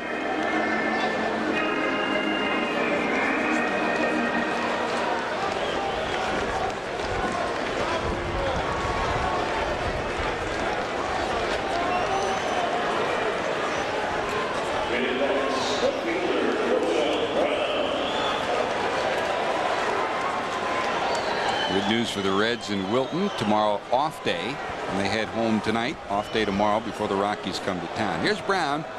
Bounce to first, fly ball to right, 0 for 2.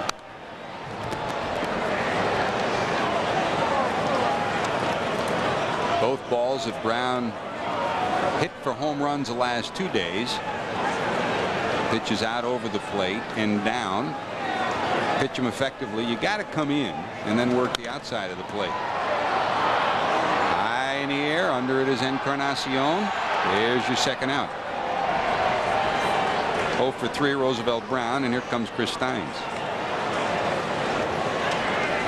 Juan Encarnacion had a chance the last couple of days to visit with some of his friends for Detroit. Those that are left, that is. His closest friend on the Tigers was Davy Cruz. Cruz at one point looked like he'd be the shortstop of the present and the future for Detroit. Now he's playing short in San Diego and has done a fine job there. Still very close is Encarnacion with Jose Lima. Lima trying to get it back going again in Detroit.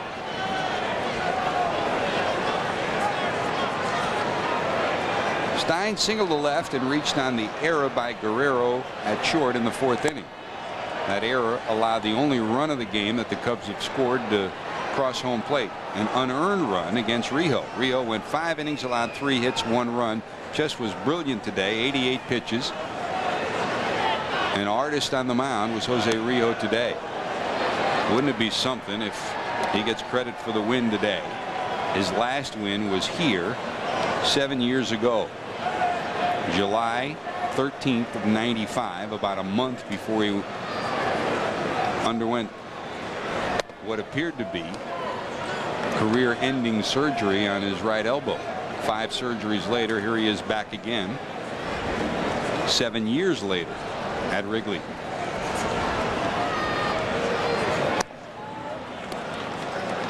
Three balls, 2 strikes, 2 outs. Final, Braves have won at home against the Florida Marlins. 4-2 is your final.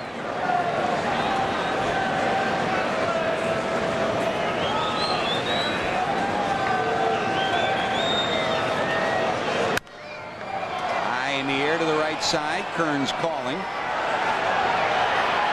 Austin has it. That'll do it. So an eventful inning for Wilton. The competition. Great products, great protection, great value. Take the Chrysler Challenge. See your Chrysler dealer today. Another tough luck day for Juan Cruz, a Cubs starter. Another day in which the Cubs didn't score many on his behalf. They pushed across 1 unearned run against Jose Rijo. Committed a couple of errors while he was out there. He gives way now to Joe Borowski, right-hander with a 2.5 earned run average. So the 2 Dominicans, the young one and the older one, each pitched well today, but Jose Rijo exits with a 4-1 lead. Juan Cruz 6 innings, 4 hits, 4 runs, only 2 of them earned. He struck out 3 and he walked 5 for Juan Cruz. Rijo 5 innings, 3 hits, 1 run. It was not earned. Here's Juan Encarnacion. Walk scored in the 1st, fly ball to center in the 2nd, and a base hit in the 5th.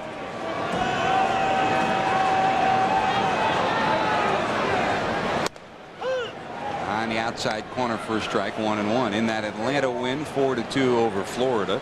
Tommy Glavine gets the victory. He's 3-1. John Smoltz picks up his 6th save of the year. Gary Sheffield back in the lineup. Good news for the Braves. Sheffield bothered by a wrist that he really jammed in the first week of the season. Hey, watch a Reds game in style with a private booth or suite. Choose from an open-air booth or an enclosed air-conditioned suite. Both excellent ways to entertain clients, family, or friends. Choose from a variety of catering options and invite 10 to 30 people to view the game from the club level. Private booth or suite will make your next Reds game an outing to remember. For details and reservations, dial 513-421-4510, extension 4206. Juan's retired. And there's Gookie Dawkins in for Wilton Guerrero, up for the first time today.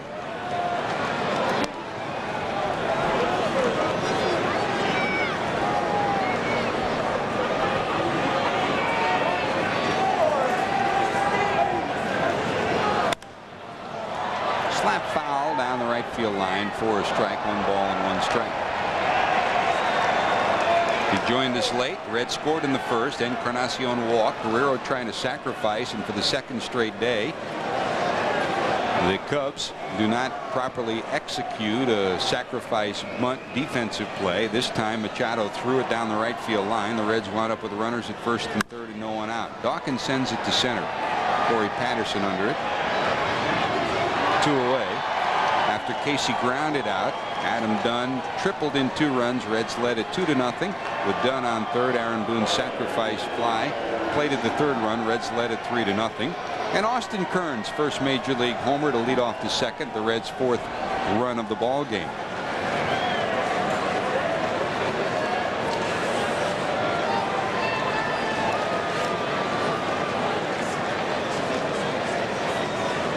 Jaun Casey to the plate. Casey 0 for 3, ground out and 2 fly ball outs.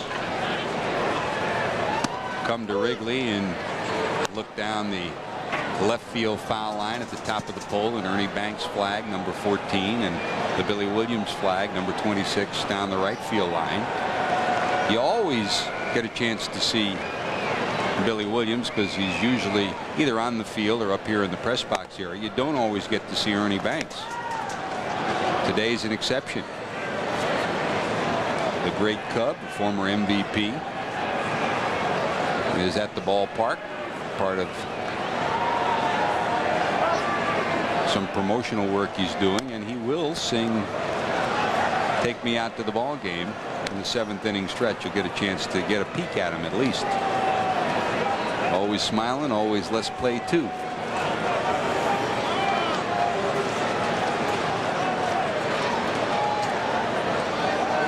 Now, like we talked about Jose Rijo or Sammy Sosa, having them in your clubhouse, Banks, the same story. Mr. Sunshine. 1-2 to Casey, slap foul and out of play down the left field line.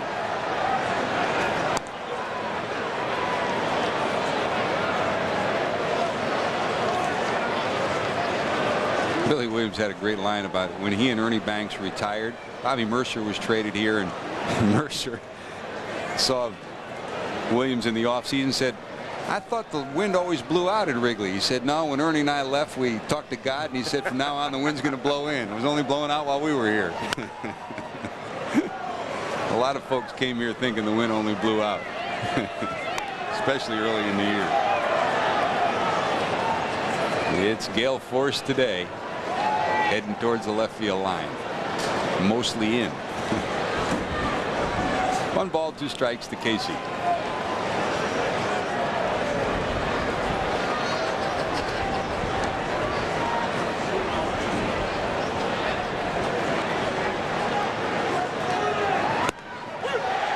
That's a call, strike 3. Casey called out. 0 for 4 is Jaun, but the 4 that's important are the 4 runs the Reds have. They lead it by a score of 4-1 as we head to the bottom of the 7th. Take me out to the ball game. Take me out with the crowd. Buy me some peanuts and Cracker Jacks. I don't care if I ever get back, so we root for our Cubby. If we don't win, it's a shame. For it's 1, 2, 3 strikes, you're out in the old ball game. Let's get the run. Thanks, Ernie. Mr. Sunshine. Dreams come true in 2002. Back at Wrigley Field, Gabe White, 2nd inning of work. 7, 8, and 9 due up. Machado, Ojeda, and then Mark Bellhorn, who came in to play third base in the double switch for the Cubs when Borowski entered the ball game. Fastball misses inside. 1 ball and 1 strike to Robert. Machado fly ball to center and a line drive to short. 0 for 2.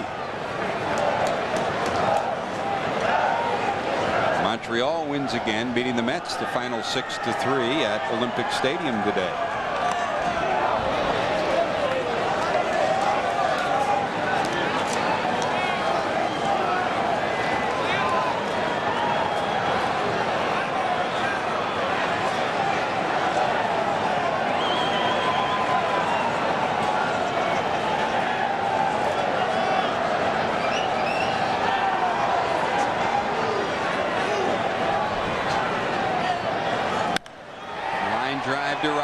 Started in, going back. It's over his head against the wall. Machado will cruise into second. He'll have a 2-base hit. Machado put the hammer on that one.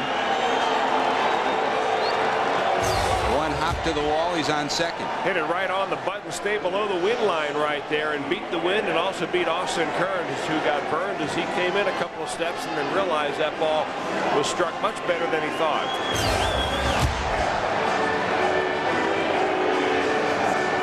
Here we are in the 8th spot in the order. Ojeda up. He did get a pretty good view of Kern's arm, though, from the warning track. A bullet throw right to the second base bag. So the runner at second, no one out, and here's Ojeda, 0 for 2. Bounced to first and reached on an error. There's a strike right down the middle.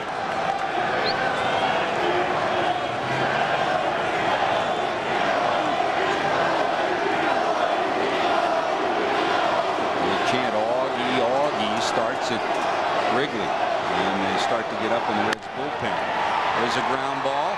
Dawkins, quick flip over to first. Yep, they got him. Nice play, Gookie Dawkins. Off balance throw, off one leg.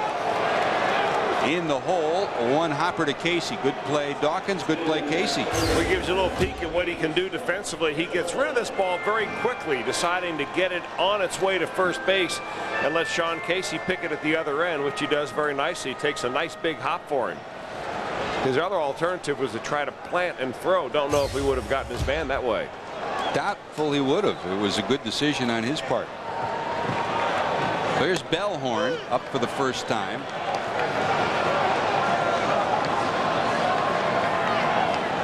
Mark, valuable guy off the bench as a switch hitter for this Cubs team.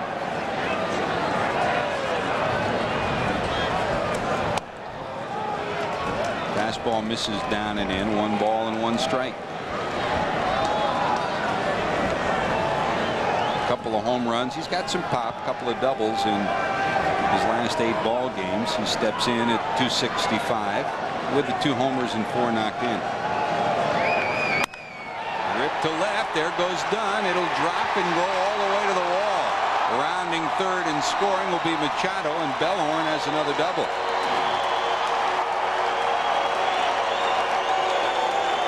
It's now a 4-2 ball game. Well, the dilemma that Bob Boone finds himself in right now is that you've got at the top of the order. We'll take another look at Mark Bellhorn's swat to left field. This is the second ball in the inning, struck very sharply by the Cubs. The first by Machado, who went over the head of Austin Kearns, this time to the other outfielder. But you've got a left-handed hitting the Shields and Patterson, and then Sosa, and then a couple of more lefties. So how long do you go with Gabe White if you're going to go with the percentages? Scott Sullivan now up and tossing in the bullpen. The question is, after DeShields, then Patterson, then Sosa, and then you got McGriff and Brown, the left-handers after that. So 4 of the next 5 are left-handed. Left-handers. But in between is the big hammer and Sammy Sosa. 1 ball and 1 strike. Delino today. Fly ball to center, pop up to short, and reached on an error by Casey.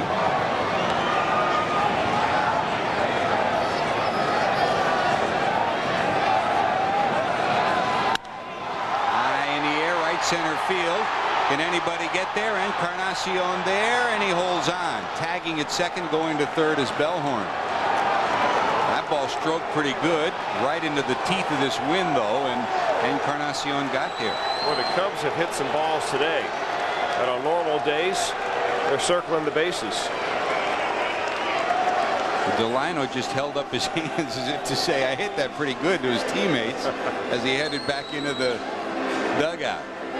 Can of corn in this wind. Encarnacion will smile because he did the same thing earlier. Hit one into the teeth of the wind, which killed it. His would have been a bomb. The wind giveth, the wind taketh today, and in this series, the wind has been taken away from the offensive players.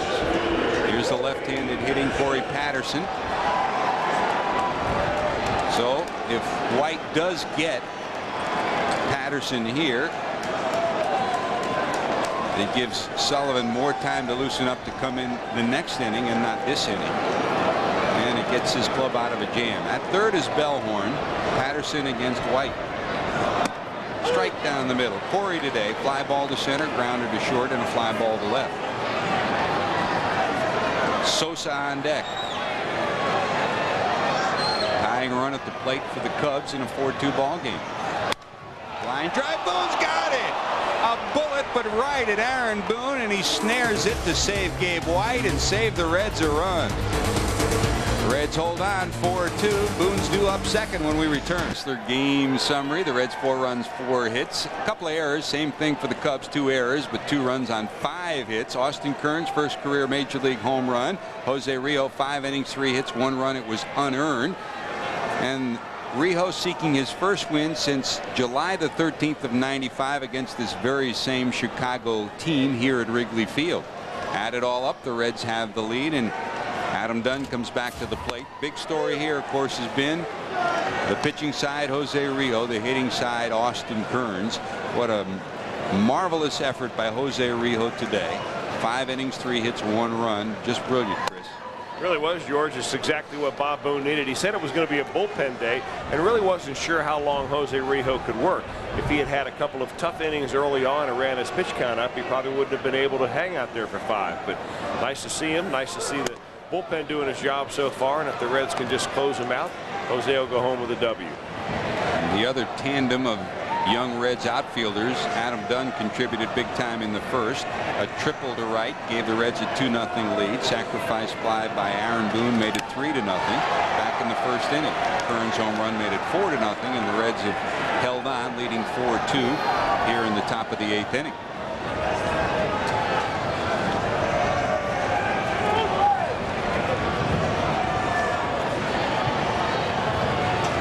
We get from Greg Lynn and Mark Mann is that Wilton Guerrero left the game with, after having the wind knocked out of him. And they listed his day-to-day. There's a call, strike 3 on Adam Dunn. Our Geico direct moment for the day from Jose Rijo. Me and pitcher Tim Burtsis came to the Reds in a trade for Dave Parker. The Reds got 2 good arms, unfortunately, and both the good arms were mine. As only Jose Rijo could say it. Actually, now it's 3. Since the transplant surgery, it's a new arm. Well, after watching Jose Rijo throughout his career and watching him today, another special moment in a career that saw him as a 96, 97 mile an hour flamethrower with the Yankees in Oakland, and then his career with the Reds that spanned 88 to 95, won 92 games as a Red. He's come full circle as the flamethrower to today, a guy that tricks you with a little bit of this and a little bit of that. Getting people out is what counts, and he did it today. And it's funny, if you ask Jose, would he do anything different? He said, yeah, I would have been more of a smarter pitcher had I known how to do it back then. But back in the day when you have that good stuff, you know, your tendency is to not go out there and try to get the hitters out, but to strike the hitters out. You see young power pitchers today doing the same thing. Later in their careers, they're content with zeros on the board. Jose Rijo has certainly grown up as a pitcher, but he's also grown up as a man. From those early days when he lived life in the fast lane, he's learned to put things in perspective, something that was not easy to do early in his career. Very special guy. 1 ball, 2 strikes to Aaron. A bouncer. Ojeda gathers it in and throws him out by a step. Boone's retired. 2 away. Reds baseball brought to you by your local Chrysler and Jeep dealers. 2 away in the 8th. Todd Walker to the plate, 0 for 3. Well, thanks to Aaron Boone, Sammy Sosa never got up in the 7th. He will lead off the 8th inning, but in a 2-run ball game, you did not want to see Mr. Sosa coming to the plate with runners on.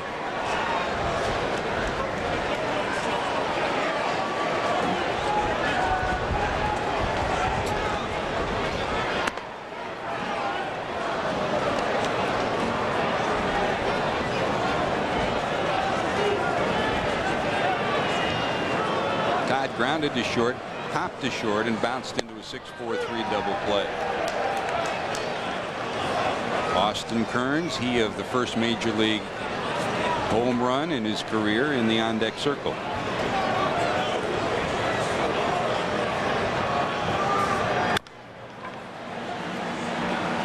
The Shields has it. Todd Walker's retired. The Reds go 1-2-3. Borowski retired all 6 the last 2 innings. We're going to the 8th. Borowski due up 4th in the inning. Well, Scott Sullivan, the new pitcher for the Reds, as they take a 2-run lead here in the bottom of the 8th inning. Like his predecessor, Sullivan has appeared in 12 of the Reds' 18 games. And I'm talking about Gabe White. This one hit a ton to center, but not on this day. There is Encarnacion. That probably would have been about a 425 or 430 foot home run to center field on any other day.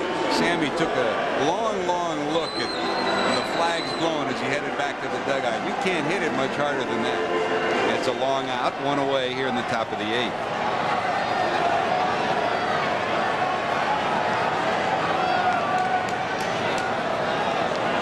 He's lived on the days when the wind has helped, and he's lived on the days when the wind has cut down drives like that. One away, here's McGriff. High in the air to the left side of the infield. The wind pushing this one to the dugout. Boom, there. He's got it. How about that for efficiency? The Cubs have picked the wrong couple of days to hit fly balls. Hey, don't forget, you'll never pick a wrong day when you watch our guys from L.A. There they are, Chris Rose, Tom Arnold, and a whole bunch of other folks that'll keep you up to date on what's going on in the world of sports. Get a couple of quarts of milk while you're there, too. It is the best sports show, period. Now available weeknights only on Fox Sports Net.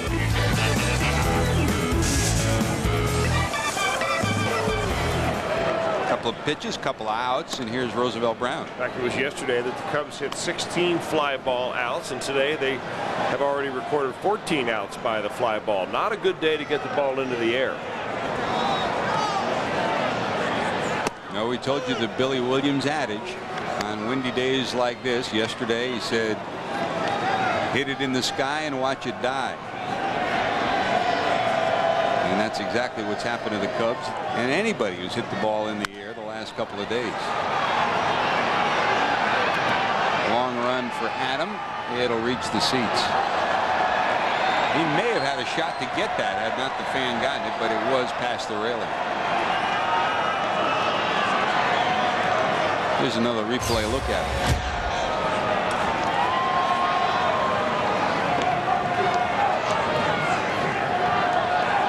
Probably would have. If the fan reaches over onto the field and Tim McClellan was right there at the railing, it can be called interference. The batter be called out, but that ball clearly into the seat area about a foot or so past the wall. 1 ball, 2 strikes.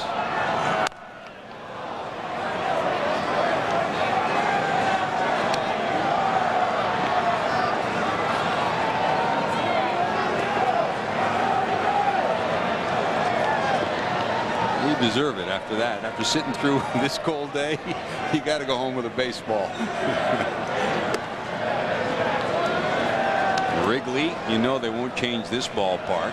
They are renovating Soldiers Field for football for the Bears.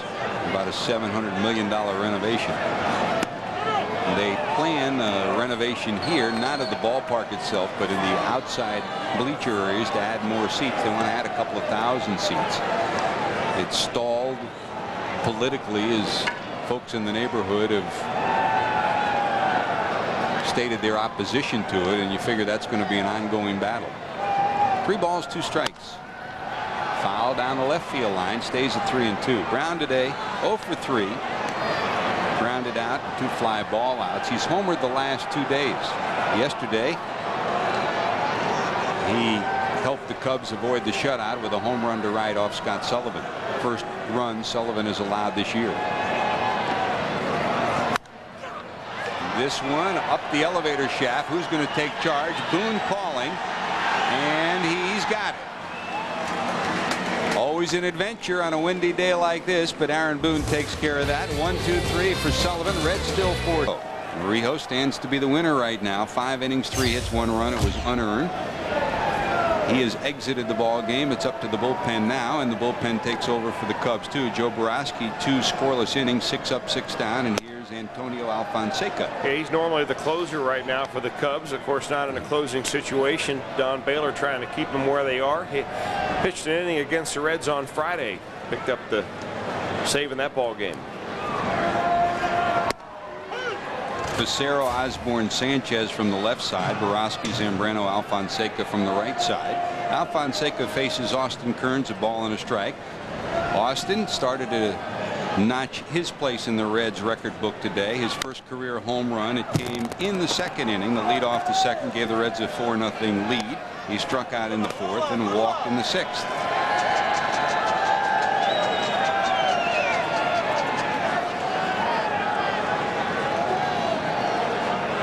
Miller in the on-deck circle for the Reds. Danny Graves up and loosening for Cincinnati in the bullpen.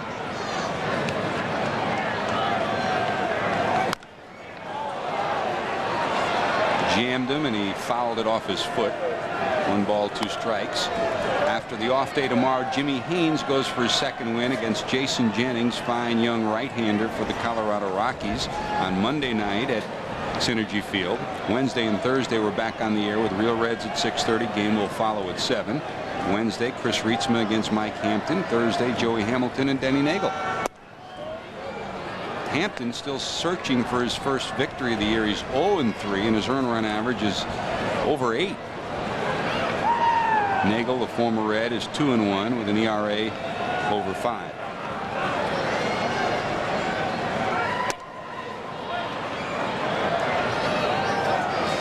Braves won 4-2. Glavine the winner. Smoltz picks up his 6th save today over Florida. 4-2 Atlanta. Montreal beat the Mets 6-3. At Pittsburgh, Pirates got 8 runs early, lead 8-3 over Philadelphia in the bottom of the 5th at PNC Park. Another one off the hands. 3 balls, 2 strikes. At Houston, the Astros 1 in the first, 2 in the third, and another run in the 6th. 4-0 over the San Francisco Giants. Bottom of 8 at Astro Field.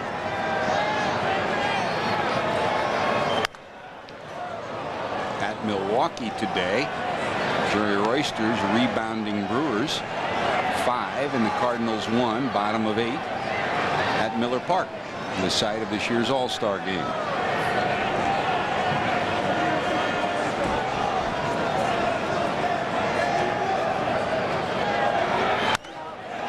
To left, 1 step in, and look out, Darren Lewis got his pocket picked. Trying for 2 is Kearns, and yeah, he's got a 2-base hit. A belly flop slide by Austin Kearns. Boy, did he hit that bullet to left. He's going to laugh at himself a little bit about that slide. You know, with that light mist that's been falling, it must have kept that dirt wet. Instead of sliding when he hit the dirt, he pretty much stopped and did a face plant right there in front of second base. Boy, he swings it sweet, though. That's a good short cut for Austin Kearns. And when he centers it on the bat, it goes a long way. This one right over the head of Darren Lewis. On a line about 15 feet high all the way out. And here's a slide. Ouch. It's like sliding on a rubber eraser. That's your face plant special. Style points. Beached whale. He'll take it. The smile represents his first career homer and the 2-bagger too. Austin Kearns 2 for 3 and a walk today. Here comes Corky with an insurance run in scoring position. The Shields and Ojeda trying to hold him close to the bag, and the infielders charge to the edge of the grass. Bunt shown by Miller. It's inside for a ball.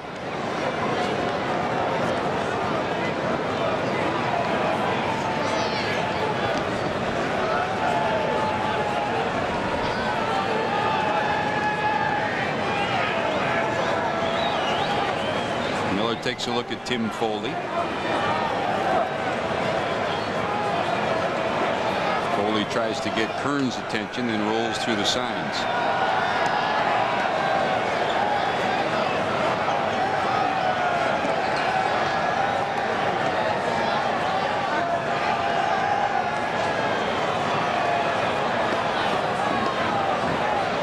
Timmy Foley's son Dan, one of his sons Dan, farmhand of the Chicago Cubs, a pitcher, and down a rookie ball this year.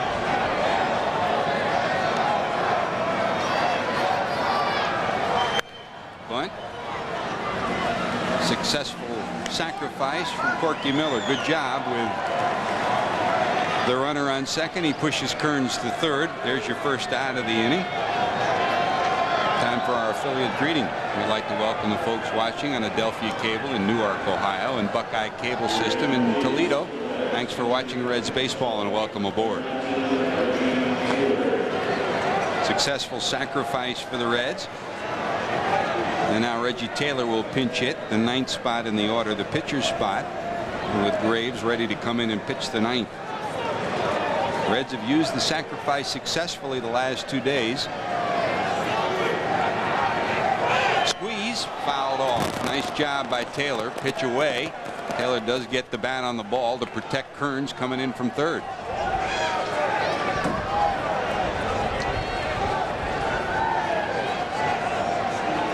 Well, that's the job of the batter when you've got a squeeze situation. Anything, anywhere, you've got to get the bat on it. Even a foul ball is better than being able to bunt right through it and then have your man at third base hung up and hung out. What was a mist is now becoming a little heavier driving rain right now.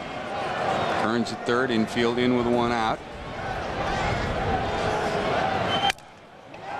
Broken bat by Taylor. That'll reach the seats. No balls, 2 strikes. That kind of looked like a suicide squeeze swing. Looks like a bad bat swing too. Take another look.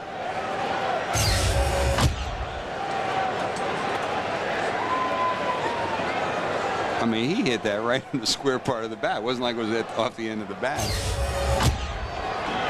That's the kind of wood you used to get, huh? No, I used to steal the wood from the good hitters on the team. It's one of the arts of baseball. You better believe it. Especially in this day and age.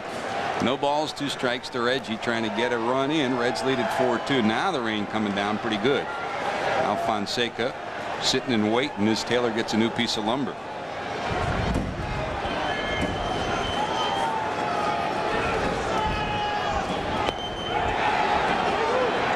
Did he go? 1 ball, 2 strikes. Well, the weather forecast all day has shown rain in and around the area, and it was expected to come. Did he go? Didn't look like he did in the replay from third. That rain they've been expecting is starting to arrive. Yeah, there was some question yesterday as to whether they'd even get this ball game underway. It didn't rain the way they thought it would overnight and early this morning. But there is a pretty large band of snow showers just north of here. And that's coming to Cincinnati too.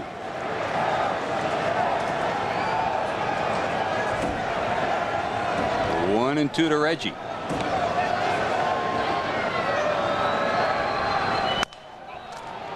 Here comes Kearns. The throw to the plate will be wide, and he gets the hand on the plate. Good job, Austin Kearns. He upended Machado. The throw was up the third base line. Bad throw by DeShields, and Machado took the worst of it. But great effort by Kearns to get to the plate. Looked like he got him right on the knee. Well, it was a good fair slide by Austin Kearns. He didn't try to just barrel over the catcher. He tried to slide. Machado gave him a chance to get to the plate right there. The throw by the second baseman DeShields is up the line a little bit, and when it's high, it takes the catcher out of his defensive position and just trying to put the tag on him. He never did drop the ball. He just never got the tag on the sliding Austin Kearns. Good call at the plate by Chuck Merriweather. Good job by Kearns. That's a rolling belly flop. Well, he's gotten 2 versions of the belly flop, and both of them work. The double at second, and then the Pete Rose at the plate. Bob Boone saying, yeah, we'll work on that a little bit later, but you got it done.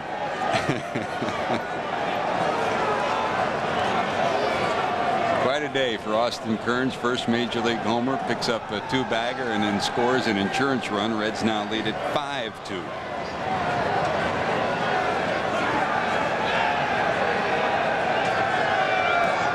So Taylor's on at first. Encarnacion at the plate. We'll see with 1 out if Reggie Taylor will be off and running.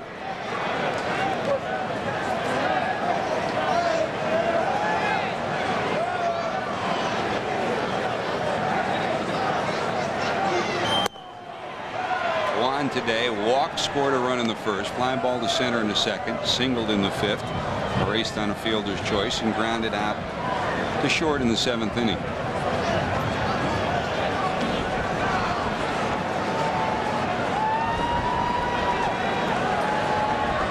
That picture shows you all you need to know about the rain right now. The fans saying, "Get in there." That might have been Al Fonseca that said that. May have been Bob Boone. Down to third, thrown away into right field. All the way to third will go Taylor. It's first and third. And Aaron Bellhorn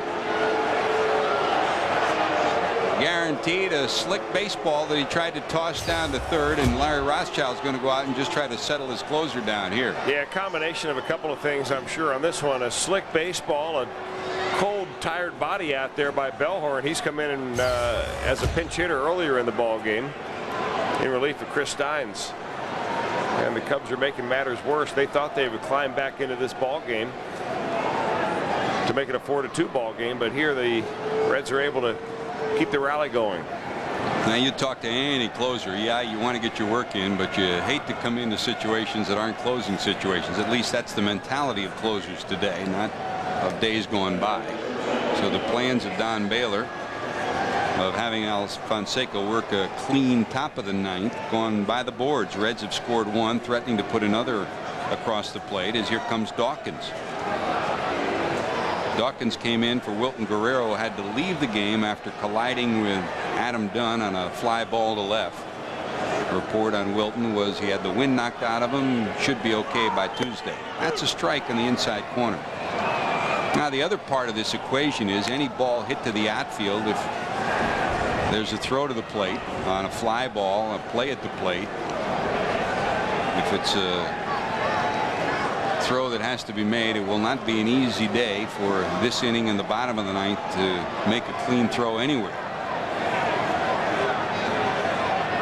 There goes Encarnacion, a ground ball down to third. They'll throw to the plate. This time Bellhorn gets it done. There's your second out of the inning.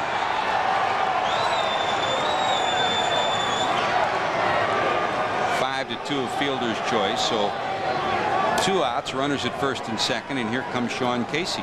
Well, another time the Reds are playing that contact play, meaning you're running on everything, but usually it's the one to the third baseman that if you're going to hold up on, that's the one you do. Taylor an easy out at the plate, slides right into the tag. Not much else he could do there. Machado blocks the plate, second out. 2 on, 2 out, and here's Casey, 0 for 4. So the pressure on Bellhorn after the error put runners at first and third. He comes up with the play that nips the runner at home. Broken bat right back to Al Fonseca. He snares it. Another broken piece of lumber. Al Fonseca keeps a good concentration, though. We go to the bottom of 9. Here comes Danny Graves to try to close the door on a 3-run Red lead.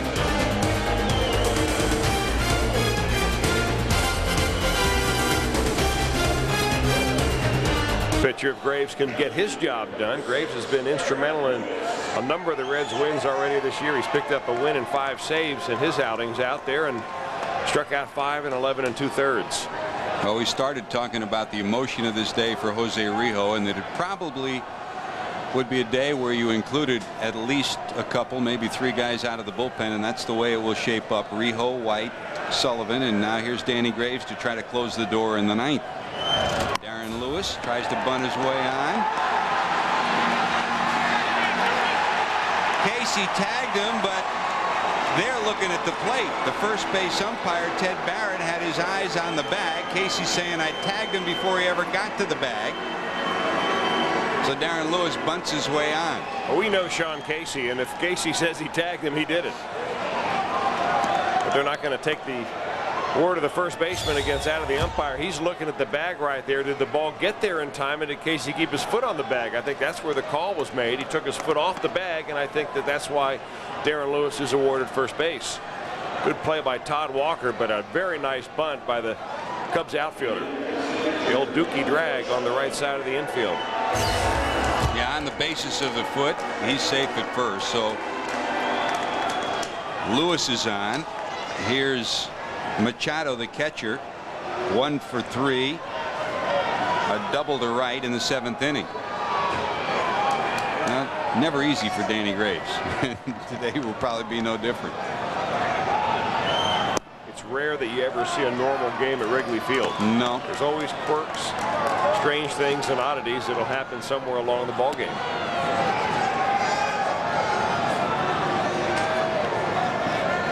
Hundley has stepped out of the dugout and is prepared to pinch hit. Hundley, the switch hitting catcher, has been on the sidelines with a jammed left thumb. And while he hurt the thumb catching, of the two sides, the left-handed swing for him is the most difficult. It's that left thumb, and on a cold day like this, not an easy day for Hundley to swing the bat. 2 balls. That's a strike. Danny Graves sitting on 102 saves for his career. He needs 1 to pass Clay Carroll into second on the all-time list. Johnny Franco, of course, the club's all-time save leader with 148.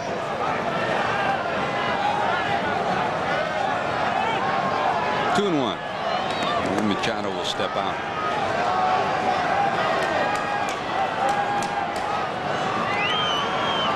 Hundley, the switch hitter, still available from the left side. Everyone else right-handed off the bench. Alex Gonzalez, Joe Girardi, Moises Alou. Line drive. That's a base hit to right.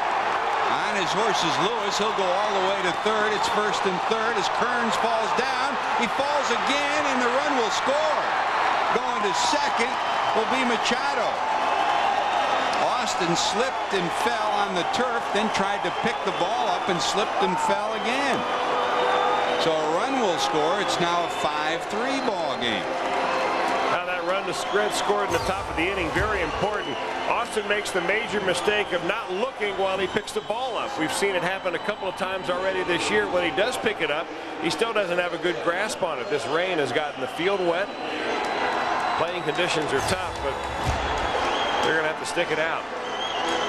And now the reality of it is the tying run will come to the plate this inning unless they can take care of Hundley here, hitting in the 8th spot in the order. So 1 run is in. There's a runner at second. It's a 5-3 ball game. The home run hitting potential of Hundley's at the plate.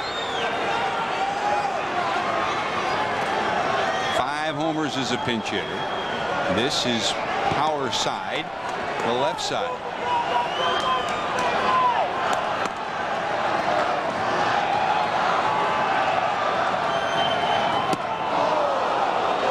Nice pitch selection right there by Danny Graves. Todd Hundley, one of the better fastball hitting players in the game, and he just wails away on what he thinks is a fastball right there, but it's a good curveball by Danny Graves. Got him way out in front on it.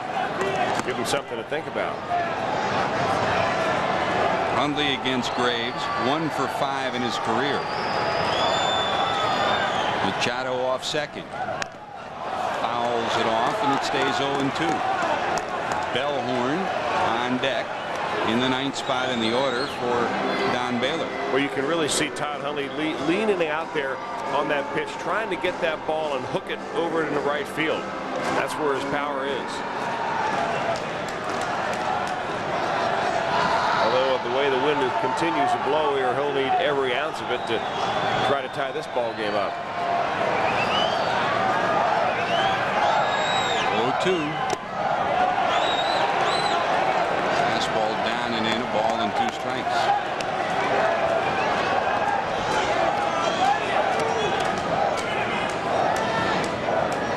Yep, the elements a factor on this day, but through it all, the Reds have built up a 4-0 lead and led 4-2. Right now 5-3, and Graves trying to close it out in the 9th. Missing down and away, 2-2.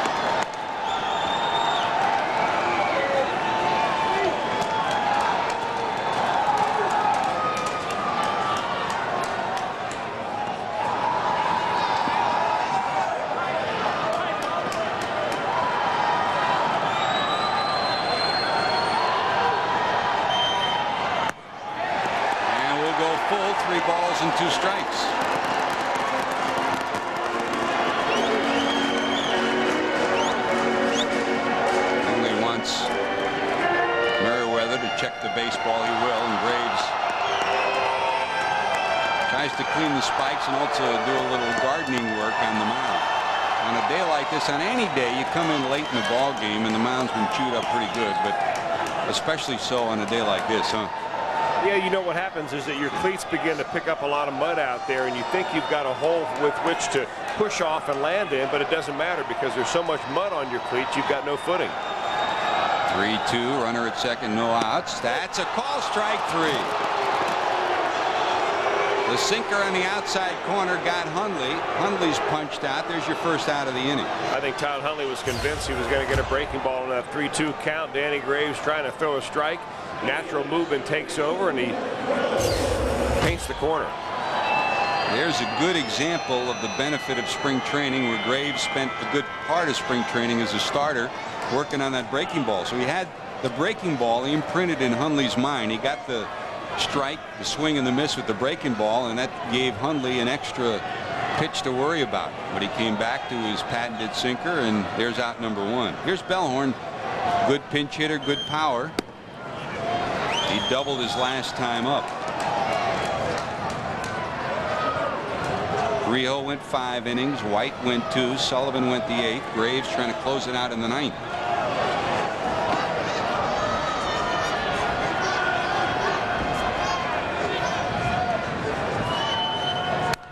Just in case, Scott Williamson is up and tossing in the bullpen now for Cincinnati.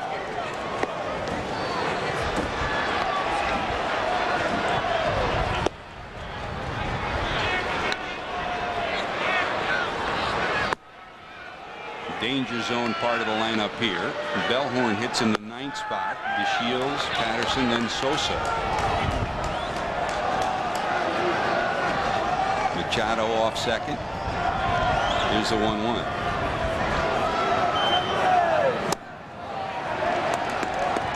Final now from Astros Field. Houston shut out the San Francisco Giants 4-0. Dave Malicki.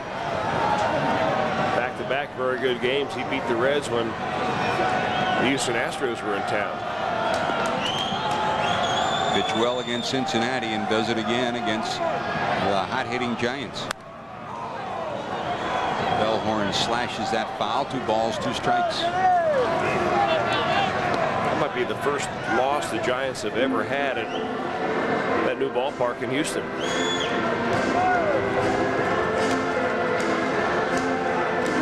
They've been good there, and Don Gullett will come out and talk to Graves 2-2. He didn't like that swing, and he had a pretty good swing at it. Yeah, he's looked like he sees the ball pretty good, and Don Gullett probably instructed by Bob Boone to get out there just to make sure that you remind him, don't make a mistake here.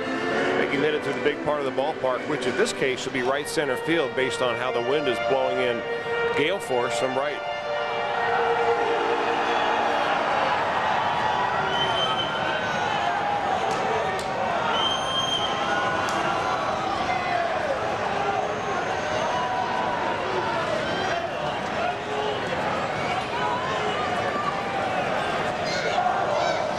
Two homers this year for Bellhorn, the switch hitter who has 1 left-handed and 1 right-handed.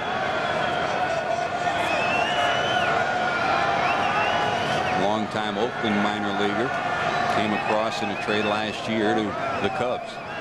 2-2. Got him. Well, Bellhorn dialed in for the fastball. Graves crosses him up, and here's another look at a good pitch selection, good pitch location too. I don't know. I guess that was a curveball. It didn't break as much as probably Danny Graves thought it would, but it was a perfect backdoor curveball where it just clipped the outside corner. Bellhorn maybe thinking it was a fastball, thinking it would cut away from him. He takes it, and back-to-back strikeouts looking for Danny Graves. He's got but 1 to go. Here's DeShields from Delino. 0 for 4, reached on an error and 3 fly ball outs.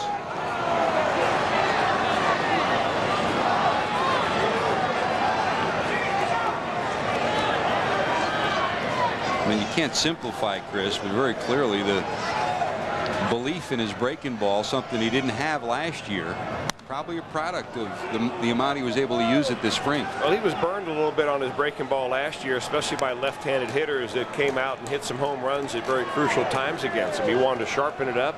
He wanted to get to the point where he could change some speeds on it. He also wanted to be able to use his his third and fourth pitch out there. He's come up with a couple of other pitches that he's using now, especially against left-handers. So I think that's where that starting experience in spring training comes through. No balls, 2 strikes, trying to close out Delino to Shields and close out the game for Rijo. Did it hit him? Yes, it did. Maybe not. Now let's see. He sure went down like it hit him. It looked like it hit the inside leg. Yeah. Chuck Merriweather. Machado ran to third. And to this point, they have not indicated. No, they'll say he was not hit. Let's take a look. Looked like it gets either the ankle or the below the knee on that left leg. I don't know how he got out of the way of that. Never did get him. Yeah, got him on the foot. So the runner advances to third.